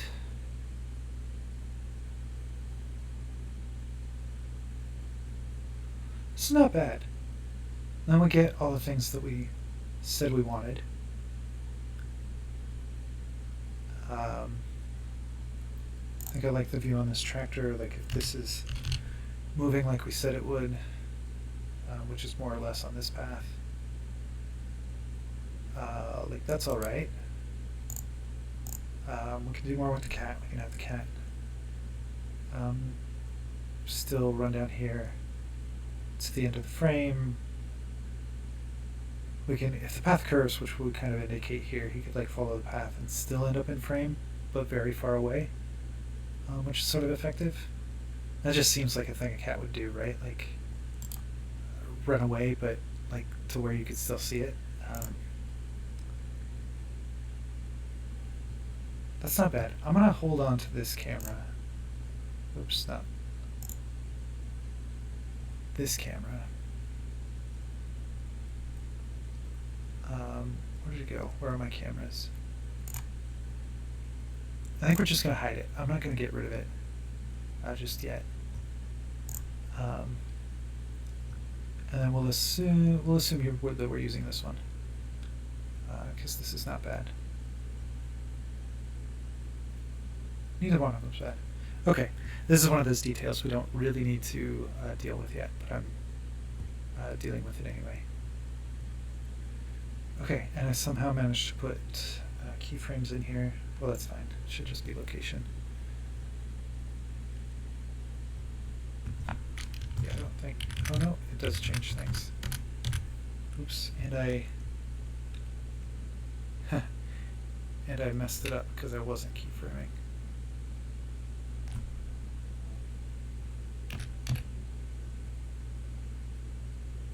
Complete keyframes. Okay, now this camera holds where it is, and that's the spot we put it. Okay, yeah, there's part of me that still just likes this one. It's different.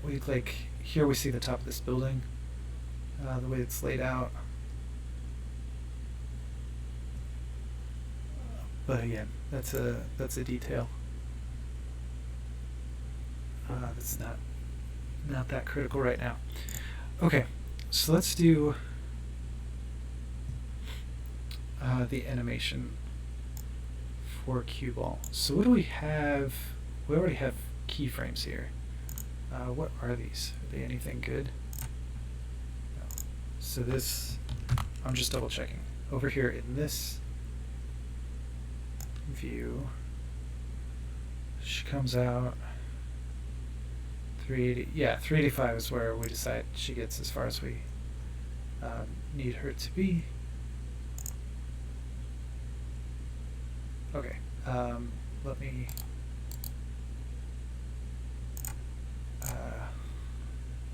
kind of set this back to normal.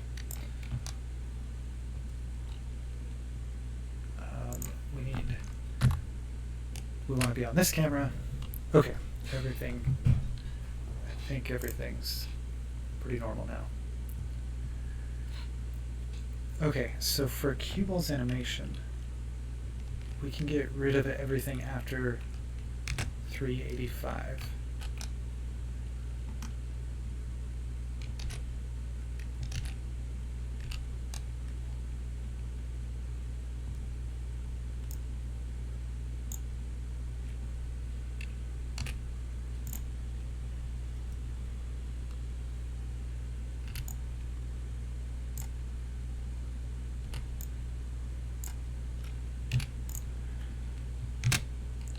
Okay, and then we will go back to auto keyframing and we'll play this out. So I'll set this to the top view again, and we can do this the same as we did the animation before. I'll let it have some run up, so we'll let her get up to here, and then she'll sort of pause. What speed is she moving? Yeah, she can sort of pause there, and then we'll catch her and we'll have her like turn around and walk back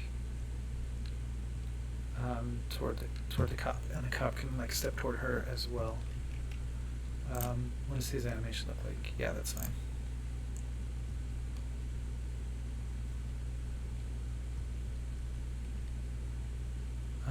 Okay, I think I'm ready for that. I'm gonna scroll the timeline over so I can see the end. I think 450's enough time here. Let's try it.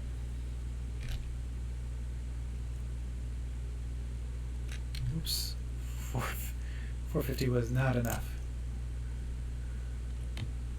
Let's get rid of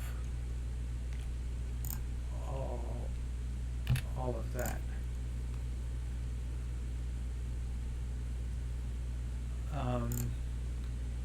Yeah, to frame 50 is 450 was not enough. Let's try 650.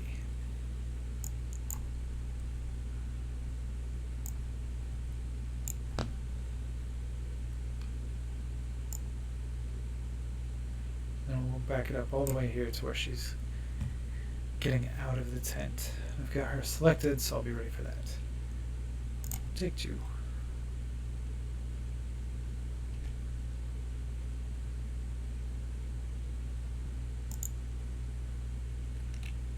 Okay. And then same thing for the police officer.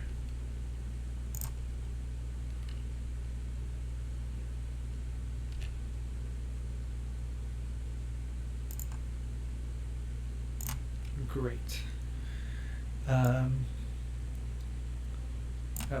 and I think just because he is in the shot, let's change the cat's animation as well. So the cat, he just stops after this. Let me reframe here. We'll make him so he kind of keeps going and like wanders up, probably to about here. Back it up. We'll play.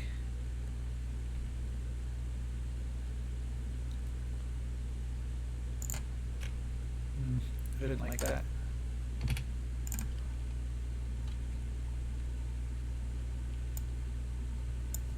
Okay, try that again.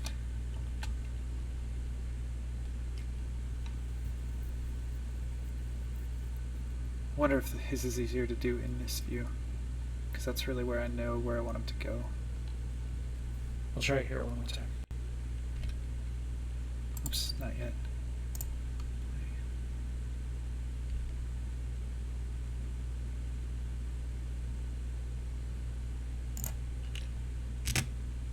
Oops, okay. That was something. That was a little shaky, but there's the big shake.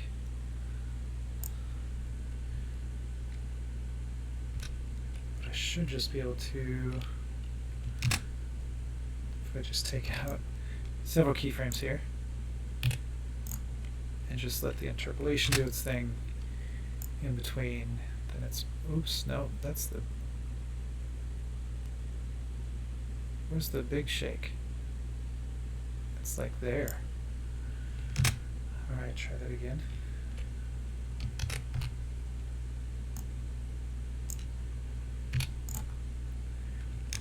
We're going to lean heavily on interpolation between those frames. Even, wow. That is really not smooth, but that's probably okay. Okay, so he comes up. He gets to there and like stops. So let's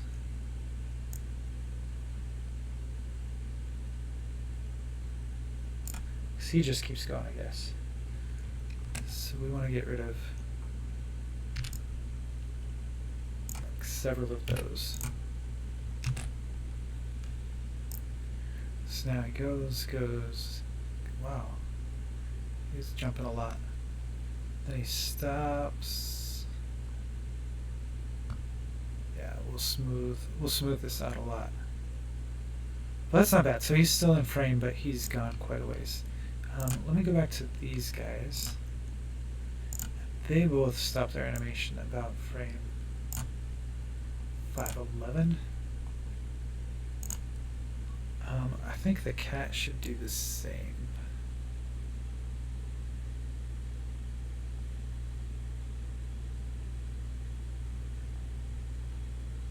Yeah, we probably don't need.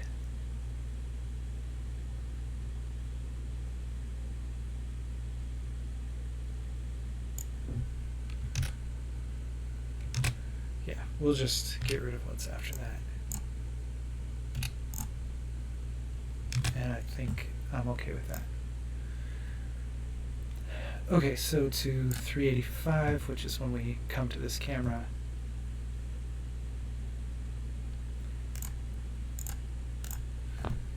This is from 385 to 511.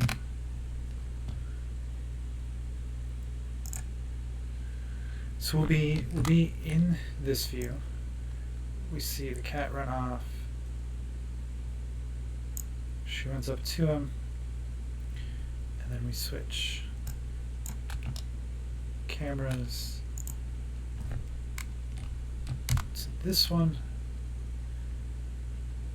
and then we see this.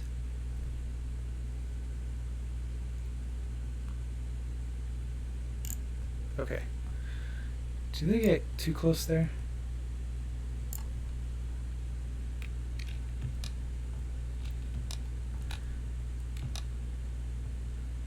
They get pretty close. I'm not gonna worry about that now, but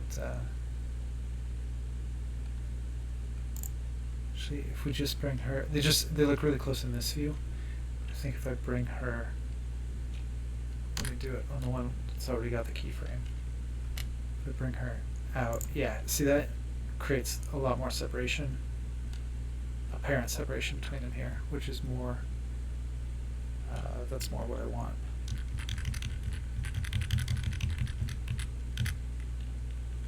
I'm going to do the same thing here too. I guess all of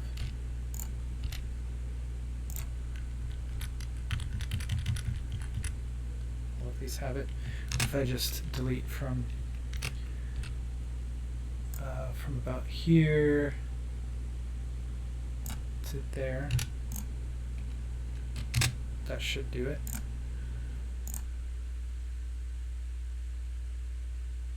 Yeah. Right there. I think change this, am I on the keyframe? We'll take this one, we'll actually pull her back a little bit and out a little bit.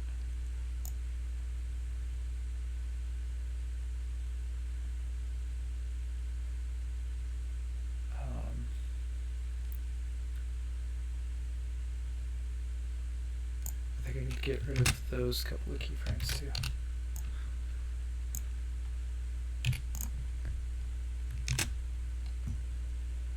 And now it looks like this. Yeah, that's better. Okay, again, we're just blocking it in. You know, we've got the whole character animation to do, and we can really get into the subtleties of it.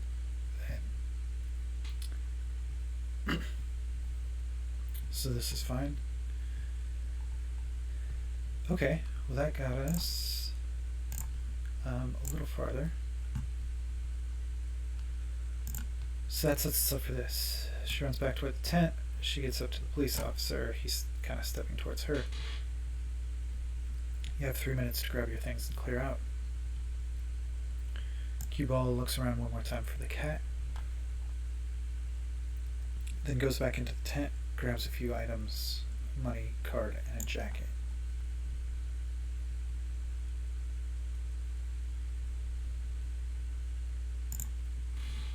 And I guess we have to choose how we do this, because I don't have this written as another interior shot, though we will have the tent interior. We could definitely do that.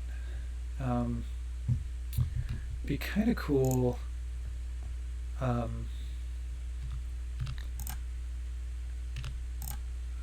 Like a reverse of this shot from in the tent, so we'd be like looking back out like through the front door. Oops, if I can get my view. So we'd be looking like sort of from her pillow out the front door.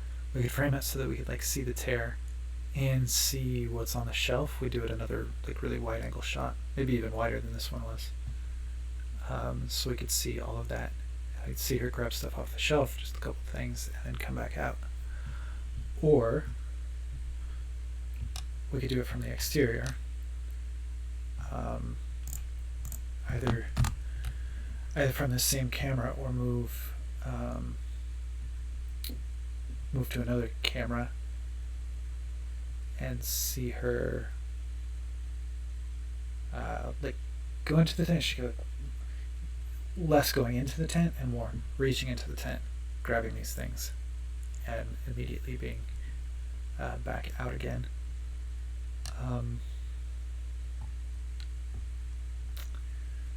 yeah, some advantages to each of those. Because I don't know how to feel if we go back into the tent, if that's going to be disorienting, because that'll be real quick, and it's something we haven't seen before. On the other hand, there's nothing really to see on the outside while she's doing that, and it's a short enough event that I don't really want to I don't want to jump over the time, because I think that'd be confusing too. So let's I like here that I didn't write it in, like I was attempting to keep things simple. But I think let's set up another camera on the interior of the tent, and we'll do the shot that way. Yeah, I think that's the way to do it. Okay, so we'll start with this camera and we'll duplicate it. Actually, before I touch any more cameras, let's name some of these.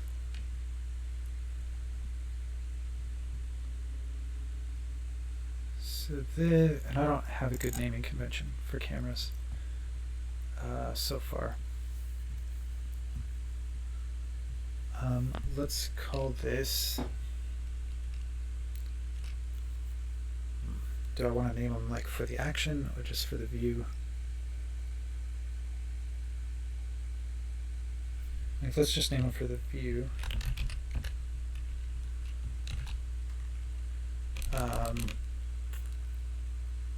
Let's number them though by scene. 1 tense exterior, and then this is a little chaotic. I think I want to put the frame numbers in.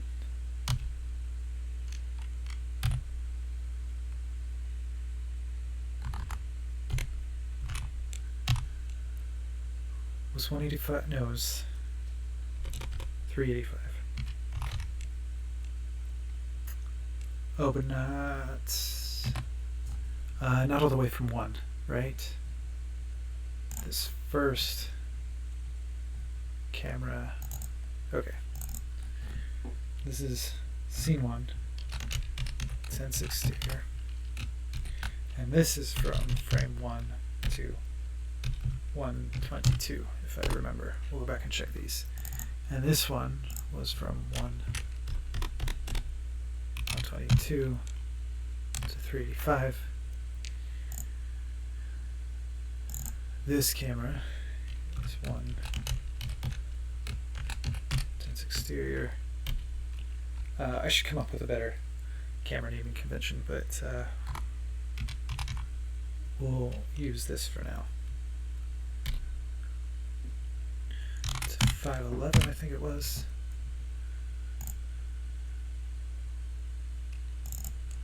And this is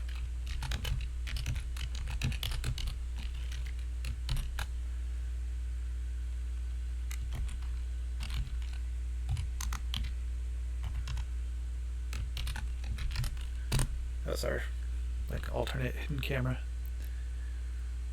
Oh, I thought that's what this is, right? This camera.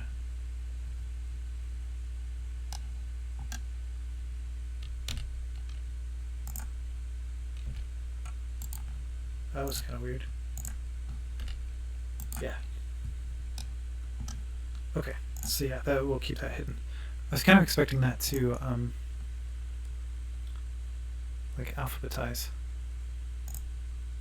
What if I didn't? Oh, because I didn't spell it the same. Okay. So three cameras so far. This one. Oh, can I just click on these to go to it? Yes, that's good to know. So our tense interior. Then we go to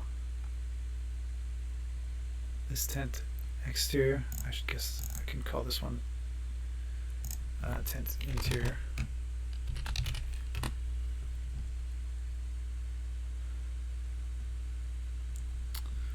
Oh, but then it doesn't. I kind of like having them in order.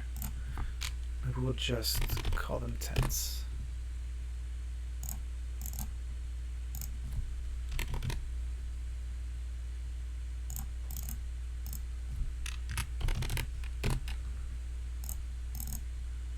Try not to get too wrapped in details, but some of these organization tasks probably are worth it. So in the tent, outside of the tent, the cross view. Okay, and now we can set up our fourth view, which corresponds to this. She goes back into the tent. So we'll get the look around for the cat. That'll be in that same camera.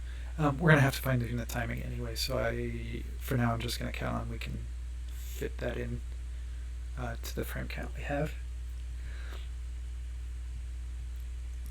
So yeah, this is where she goes back into the tent. So let's set up a new camera. We'll base it on this one. Let me duplicate that.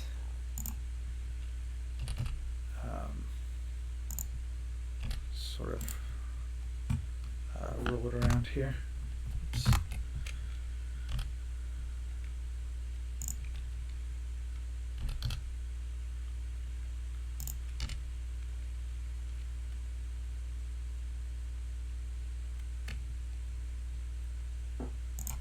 We'll get this. Straighten it out. Move it down. And this one. This one's going to have to be really wide. So I'm going to move it back as far as we can. And then, because I want to pick up where the tent is ripped. So it's going to be really wide field of view, like that. So maybe like 120 degrees, super wide, so we can see most of the interior of the tent. Although the goal was to pick up, we'll have the rip on this wall, and there's the shelf, which you can see over here, but it's not in the camera the way it is right now.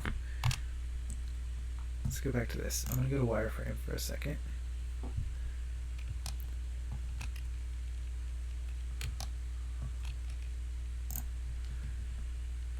Alright, we're going to move the shelf forward because that'll help us out. We're going to rotate the camera and we're going to move it back as far as we possibly can. Now what does that look like? Back to textured view. Okay. This will probably be workable. Let's make some other adjustments. So I'm going to grab this again. We'll move it this way so we get more of the shelf. Because doing a translation, we get a lot more of the shelf without losing a lot of this wall. And we can do that again. We can rotate this way. And then move it. I should have done that the other way around. I should move it first. No, maybe it won't. Oops. Okay, try it again. I'm going to move this up a little bit so we see the top of the shelf. There will be some items on the shelf.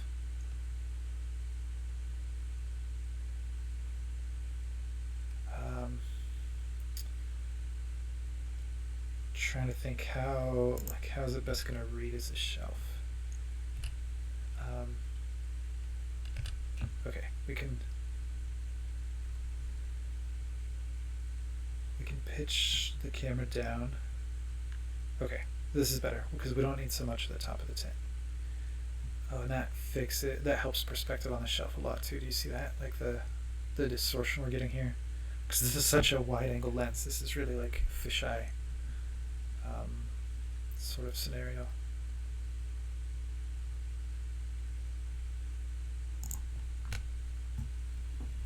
I think I'm gonna set it like that. So we're just a little bit above the shelf, so we see the top of the shelf. So we'll see, and there'll be like items on this. We'll see those items. We can see inside the shelf. So we'll see what's there. We'll see like the door of the tent is going to be here. We'll see that. And then we'll see the rip in the wall here. We'll see a little bit of what's outside. We'll have to decide how we want to play that up. Like if we want to see the police at all, or maybe just the sky. It's probably just as well. Maybe some shadow of the police officer that's out there. Because he's still standing right outside. And then on the floor will be like the sleeping bag and a pillow. But that's all fine. We have to model that either way. So this isn't, it's not so much extra work. And that's, I'm kind of happy with that shot. I think that'll work.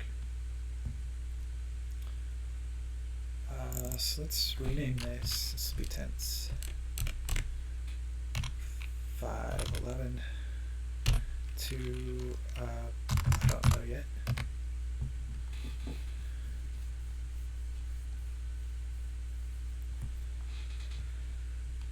This will be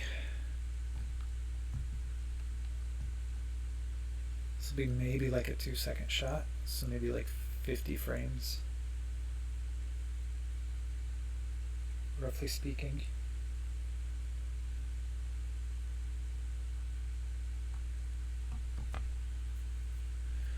Where is, oh, not on the right frame at all. If I come to frame 511,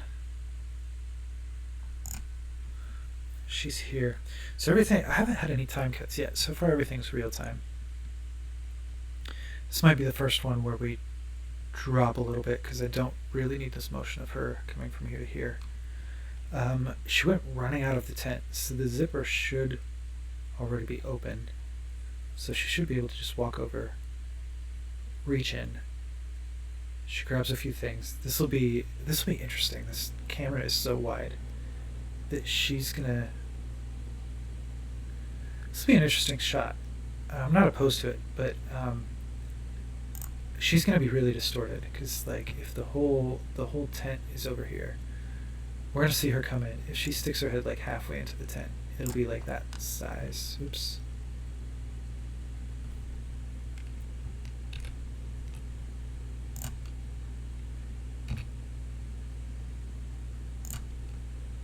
Okay, sorry, just had to fix for the annotations.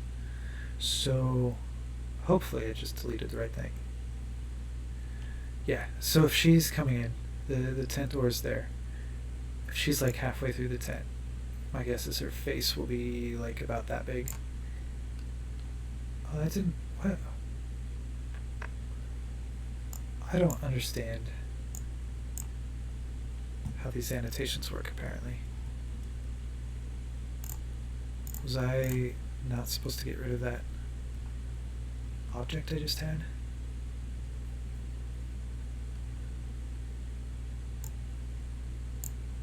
Huh.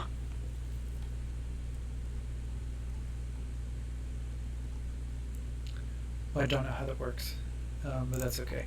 Anyway, she's going to come in. I'm estimating her head is going to be here, but then her hand, if she reaches out to the shelf, her hand's going to be like, well, just as big, like bigger if she reaches over here. That'll be interesting. So it'll be like head, arm, hand,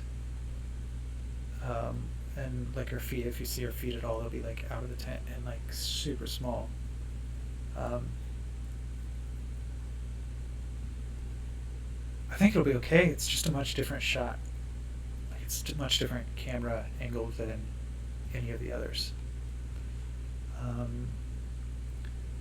But I don't think I mind it. I mean, it really says this is a small space. It helps establish what it is, and it's kind of a cool shot. There'll be a lot going on in this. Yeah, we'll see how we do when it actually comes time to do that. Let's do the animation for this, and we are not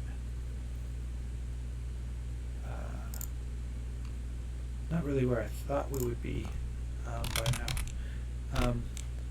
I mean, we're doing great. Like, this is good quality stuff. We're just I thought we'd have a few more scenes blocked than just the one that in my mind was already blocked from the other day. But that's okay. I'm gonna run this way over, and then we'll see what the animation actually is, and we'll cut it back. Like I said, I'm guessing this is only 50 frames, but let's give ourselves room to run and see what actually happens. Oh no, did I? Shoot. Is that what I deleted? I deleted her. Oh, I thought that was the grease pencil thing. Okay, I should be able to just undo to there, right? I don't think I changed anything else. That was after the camera. Yeah, okay. Oh, she's back. That was not good. Where are all my characters? Got there, 3 of them. Okay, probably okay. Okay, I'll redo what I just did. 511, 700. Starting at 511. Set up auto keying. Is she at the right height? Yeah, that's a reasonable height.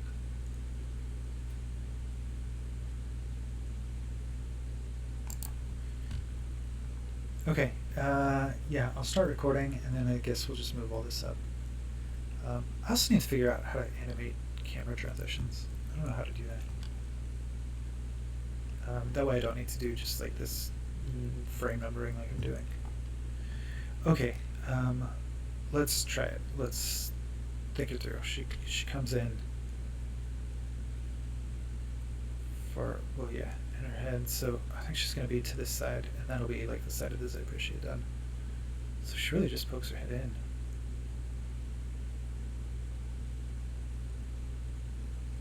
Like that. And then she's back out. In, grab, out. Okay, let's try it. In, grab, out.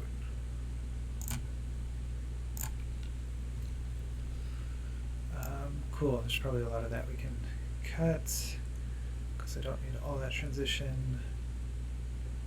So we can cut to like there. This, get rid of all of those keyframes, and all of these keyframes can move over,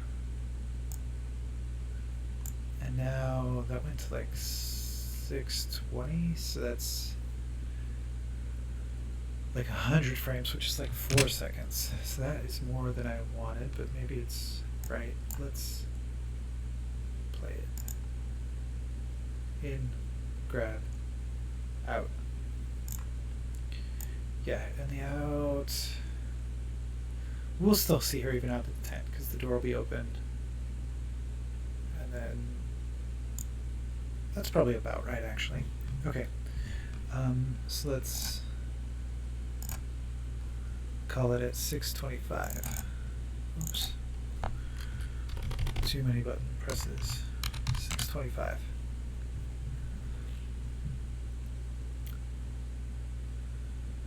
Which is, what is 625? That's already like 20 seconds of animation. If we were at 30 frames, 600 frames. If we're at 24, which is, I think, I mean, that's how things are set. That's the time we've been looking at. So that's a bit more than that. So maybe 25 seconds or so of animation.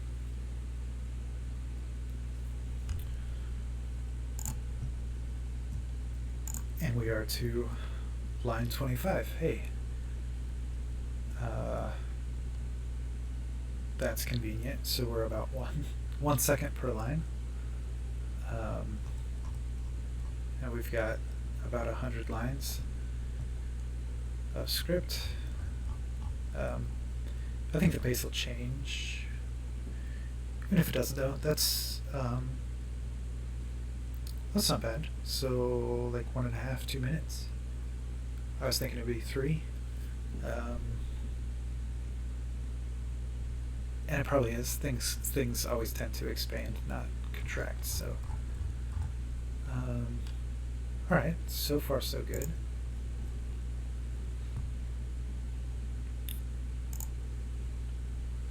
Let's go back here and see what we have next. So she goes in, she grabs those items. I'm not like animating the grab yet, just her placement.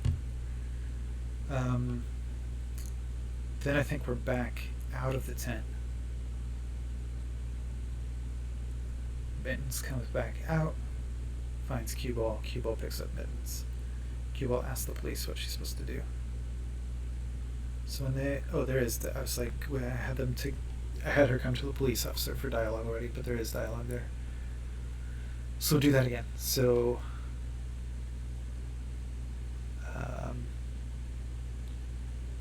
yeah, back here. Okay, that's the end of that one. We'll go to frame 625. We're at frame 625. So we're done with that camera. Now let's figure out where we want to be next. We could be here again.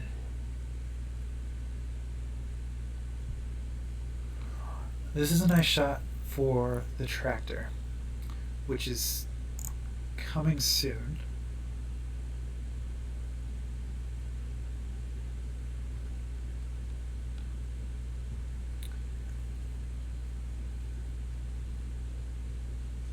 But I think we'll do another cut in between. Because I think we'll let it, I think I won't have Cue Ball in the shot where the tractor actually comes. We can sort of imply that more time has passed. Yeah, just by going to a different shot when that time comes. So then the question is really, what shot do we want, or what camera for this moment and the talk with the police? And my first thought is to add another camera like somewhere over here, because she's just come out of the tent. This is where she doesn't need to be exactly here, but that's where she kind of got left. We could have Mittens walk out like in between these tents. She picks him up. She's still here ready to talk to the police. Yeah, this would be okay. Let's add a new camera.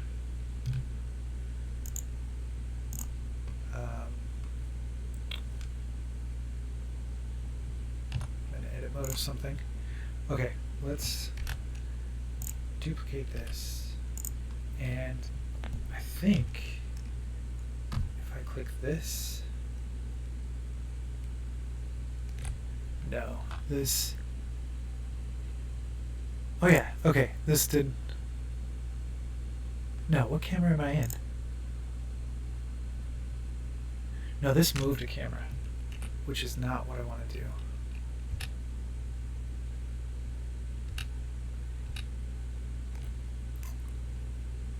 Okay, let me just make sure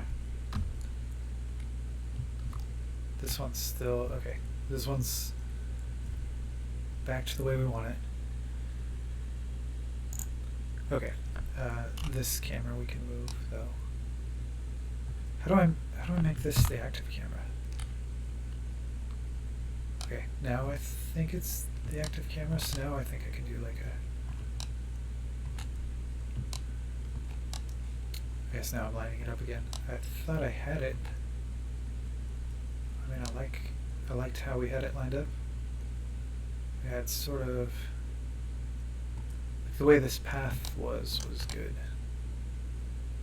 Okay, but let's make sure this works. I think this, yeah, so now we had last selected. This is the active camera, so that's the one that it pulled over. Okay, let's put this where we want it.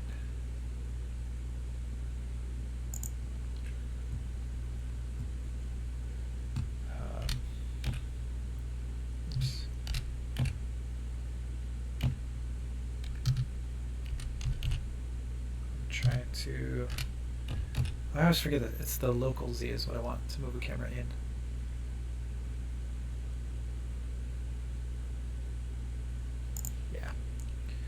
And then I think we'll just rotate just slightly this way so that we can move slightly this way and still have,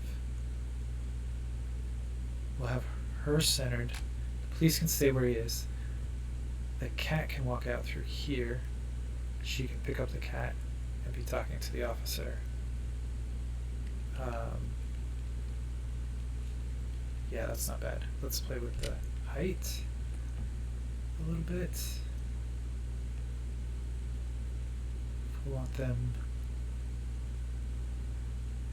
It's like a trade-off between how much of this road we get in the bottom of the frame, how much building we get in the back, and then also kind of what all the characters' heads overlap with.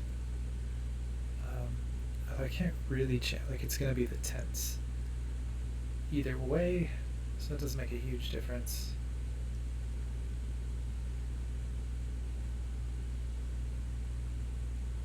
Well, let's just center it. I don't know what else to do.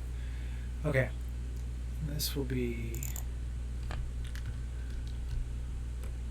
from 625 to, I don't know.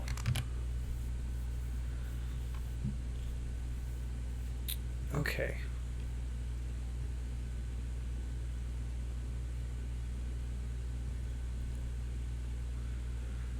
So let's do the animation here. Let me update the frames we're working on.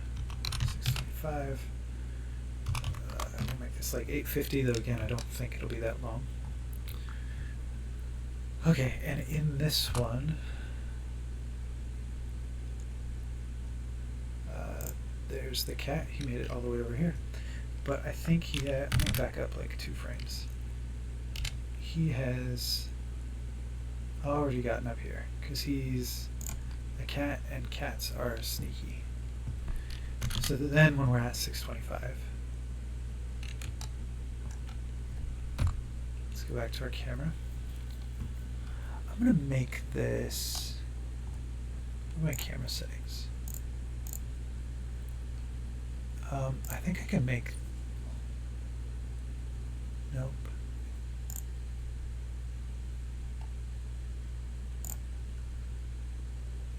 Yeah, this, I want to make this just a little bit darker. We have so many camera lines that just the outline isn't reading very well for me as far as what's in frame and not. But I can make that just a little bit darker, and then it's a little more clear what's in the view at any time. So I'm going to grab this cat again. We are on frame 625, and I'm going to animate the cat. Let me play this, and then I'll be ready to grab the cat. I could probably help myself out and give myself a little lead time here, but I'm not going to do that. We'll record it, and then we can back the keyframes up. So here we go. The cat comes out, they see each other, and gets picked up.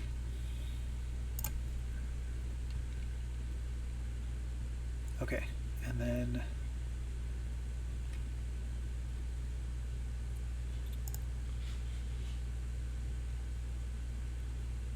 cat comes out, they see each other, and it gets picked up. So this, the cat comes out, they see each other from like there. The Z location. I'm going to change. Get rid of those, and then at this same keyframe, I'm going to move the cat. He'll have been lifted up. So the cat comes out, they see each other, she picks him up. That's not bad. Okay, and then yeah, let's go back to 625. Now I'm going to animate cue ball, and I'm going to animate her from this camera view, because she's got just a small motion where she's just going to like see the cat, pick him up, come back to this position, talk to the police. Let's try that.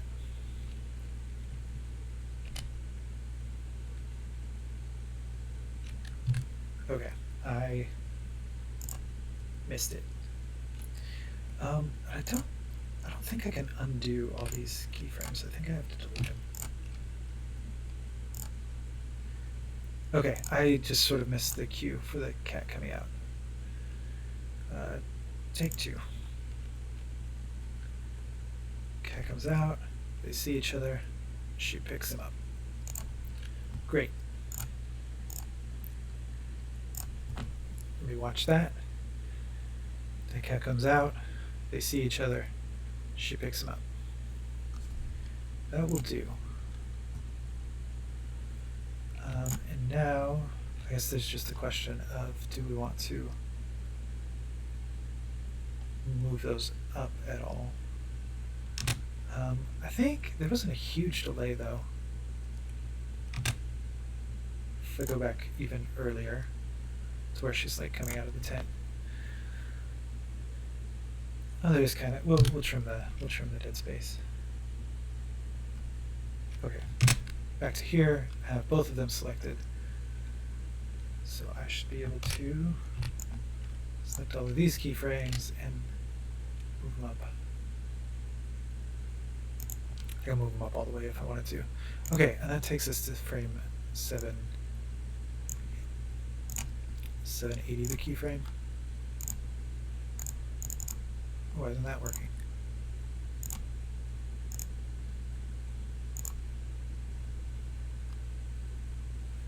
Oh, does it only...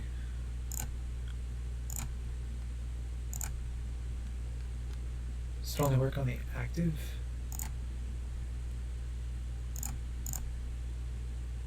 Okay, so 781 is the last keyframe there. Although then she's going to talk to the police. I think it's the next thing that happens. Finds cue ball, picks up mittens. Cue ball asks the police what she's supposed to do, where she can stay. All right. How long does that dialogue take? Do I have? I don't think I have a like a seconds counter. I was just going to read this out. We'll just estimate it. What am I supposed to do? Where are we supposed to stay? There's a shelter over on Pine Street. You can see if they have space. Okay, so like 5 or 6 seconds would do for that dialogue. And then we'll cut to a different camera for this front loader. That's what I want to do. So this... I'm not going to animate. I'm just going to give them 5 or 6 seconds here. I mean, I'll do the final animation, but I think the blocking animation is fine here. So at 24 frames, 6 seconds would be like 160 frames. So we're at 780. So go to 889.40. Did I do that right?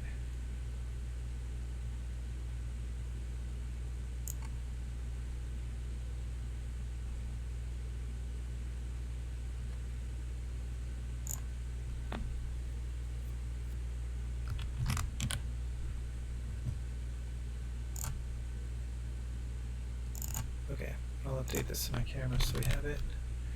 940.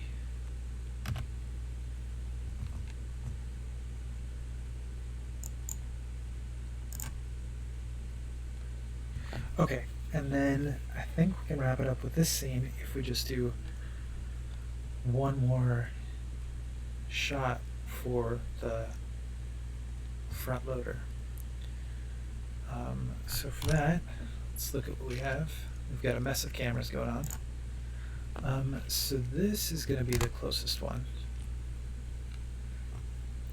It's what we want. Actually, what does this hidden one look like?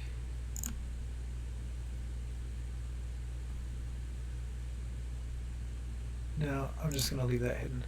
Okay. Which one did I say? This one is the closest. No?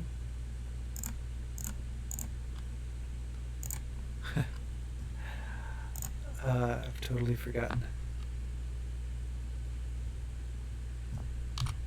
That shouldn't be. My numbering is. Oh, because this one's not these frame numbers alt. It's the alt to this one. This is the alt to 358 to 511. On both of those, I didn't put the 0. Alright, just a little bit of cleanup. Okay, which...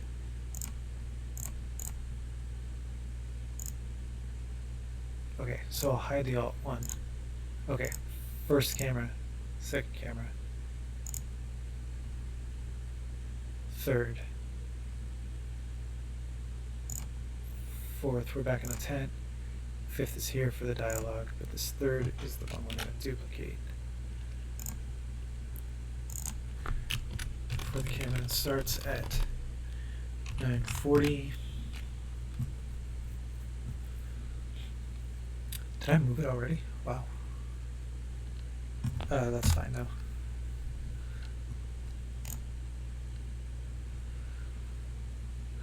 So this front loader.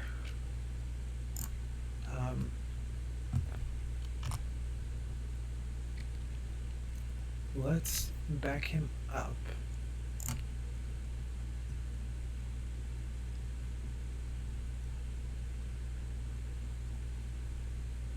Oh, and I don't have auto keyframes on, which is just as well. So we'll have him. Oh, am I in the right? No, I'm not in the right camera.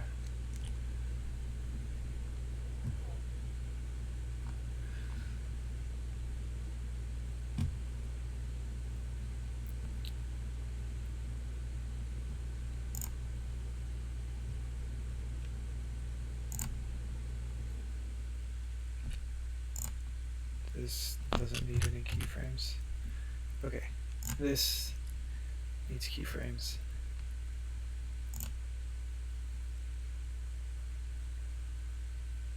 Okay, so for this,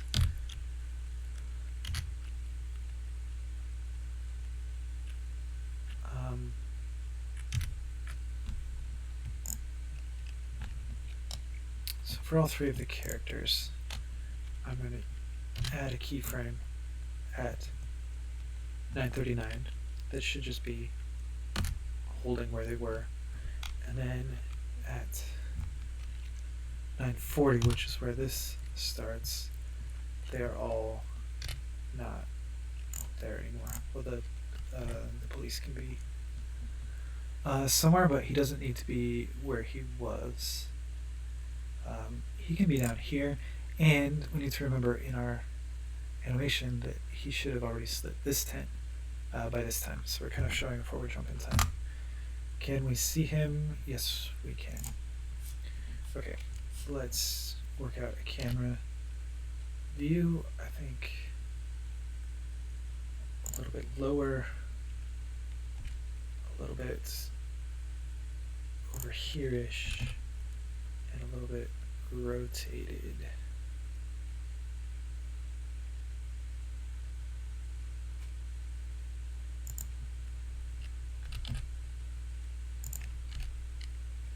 this far over here. Like that. This is pretty similar to our other shot. It's not bad. Sort of rule of thirds our tractor where he comes in. Okay, so he starts there. And let's do this. 940 up to upper now. Okay, so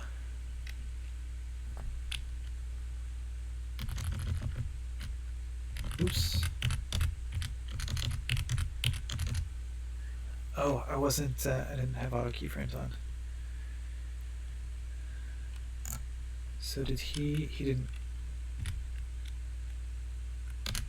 So I gave a manual keyframe at 39. Okay, so he's not here. He's, I want to turn on auto keyframes.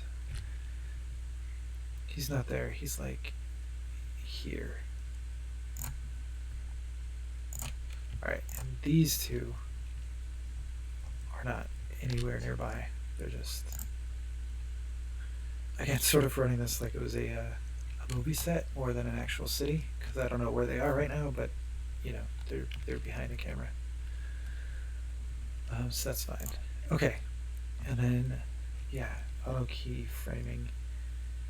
This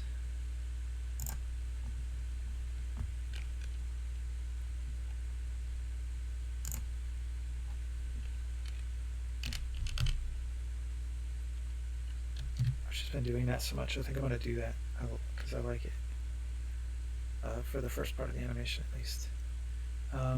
Here we go. Let's record it.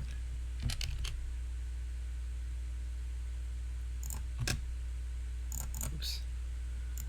Okay. Yeah, so he drives in. And then here he does like the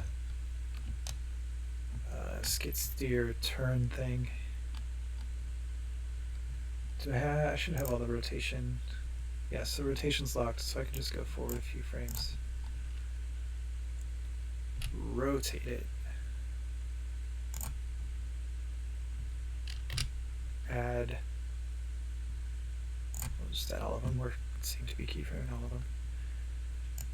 Run forward a few more frames. And then he like runs in and like crashes this tent. And we had a keyframe. Back to the beginning. Let's see how that looks.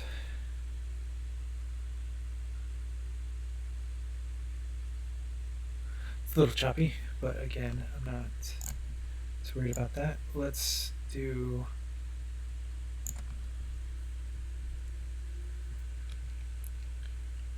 this.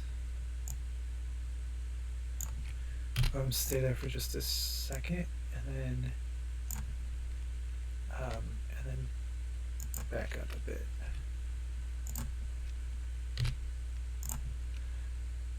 And then he like comes in for another bite.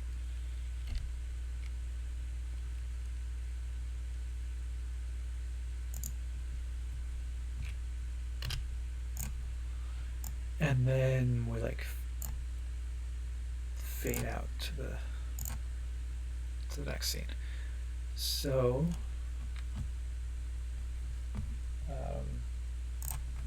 yeah, here it is. Oops, that's not good. That's not good either.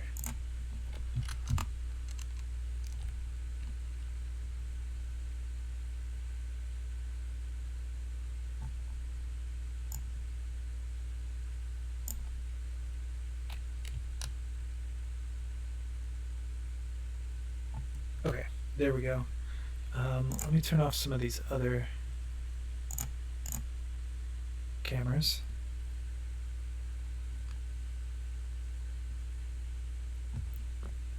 Yeah, not bad. We're gonna take a screenshot of this. I like it.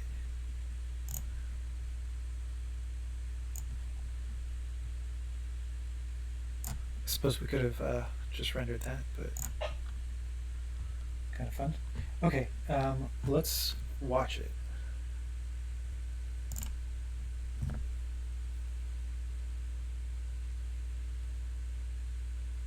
Goes in, takes a bite, goes in, takes another bite. Yeah, that'll work. And we'll stop it. Oh, sorry, let me switch back to the full view. We're grabbing what's this last keyframe here. 1102. We'll end this at 1102. May update this to 1102. That's it. Our first 1100 frames of animation.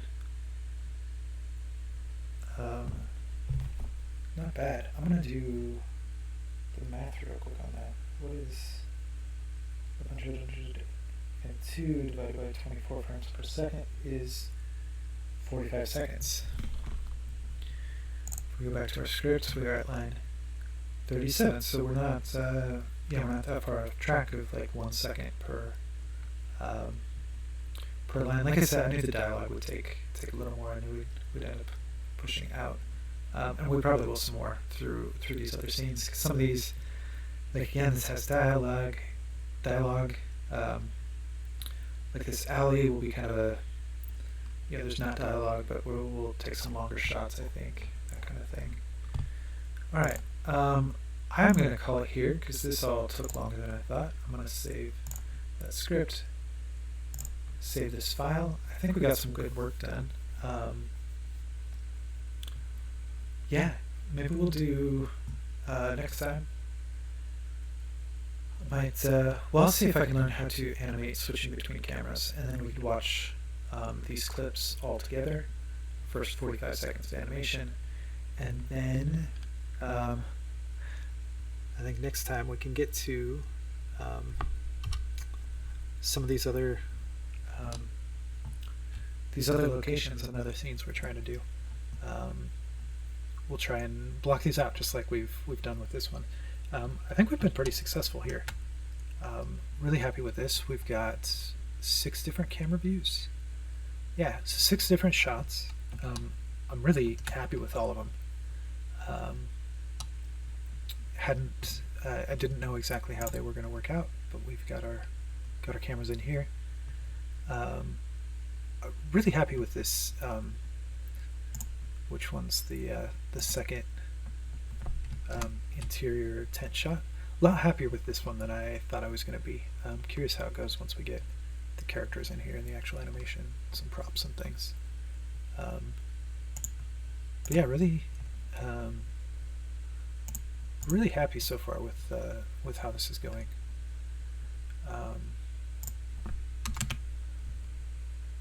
So yeah, we'll pick it up next time. Sort of carry on from here. I think next time I work on it, there shouldn't be anything to do that has to do with this first scene. So we should be able to just jump in to blocking out what happens in the shelter. So yeah, that's what's coming up. A lot of other things I want to do. I mean, I'm enjoying this blocking as an activity. Maybe a couple more sessions for this, and then there's a lot to do. We've got to start looking into characters, blocking out motion into kind of an animatic. We've also got to think about the style that we want. As we start modeling assets and that, do we want a more realistic style, something more cartoony, something sort of unique? I've given that some thought, but I've not made a decision yet. So I can talk through some of the pros and cons of all of those. Maybe do a few tests, some look dev kind of experiments. So yeah, plenty to do, and then everything that comes beyond that. Plenty to do with lighting and modeling and animation and materials and texturing and sound design and Foley work, and should be a lot of fun. So this is an interesting project. Feeling really good about how focused I've been able to stay on this so far. It's really interesting. I've only been working on this project when I'm streaming, and I think that's really done a lot for my motivation, because it's something I look forward to, and then when I'm working on it, obviously I'm not getting distracted with anything else at the same time. I'm just focused on moving things forward, which is really nice. And then when I'm not working on it or not streaming, I'm just thinking about it and looking forward to it while I'm going about the rest of my day. So it's been really interesting. It's been like a forced, kind of separation of tasks, but it's working out really well, keeping me motivated, and it's been a lot of fun so far. So that's it for today, and I will see you in the next one. Thanks for joining.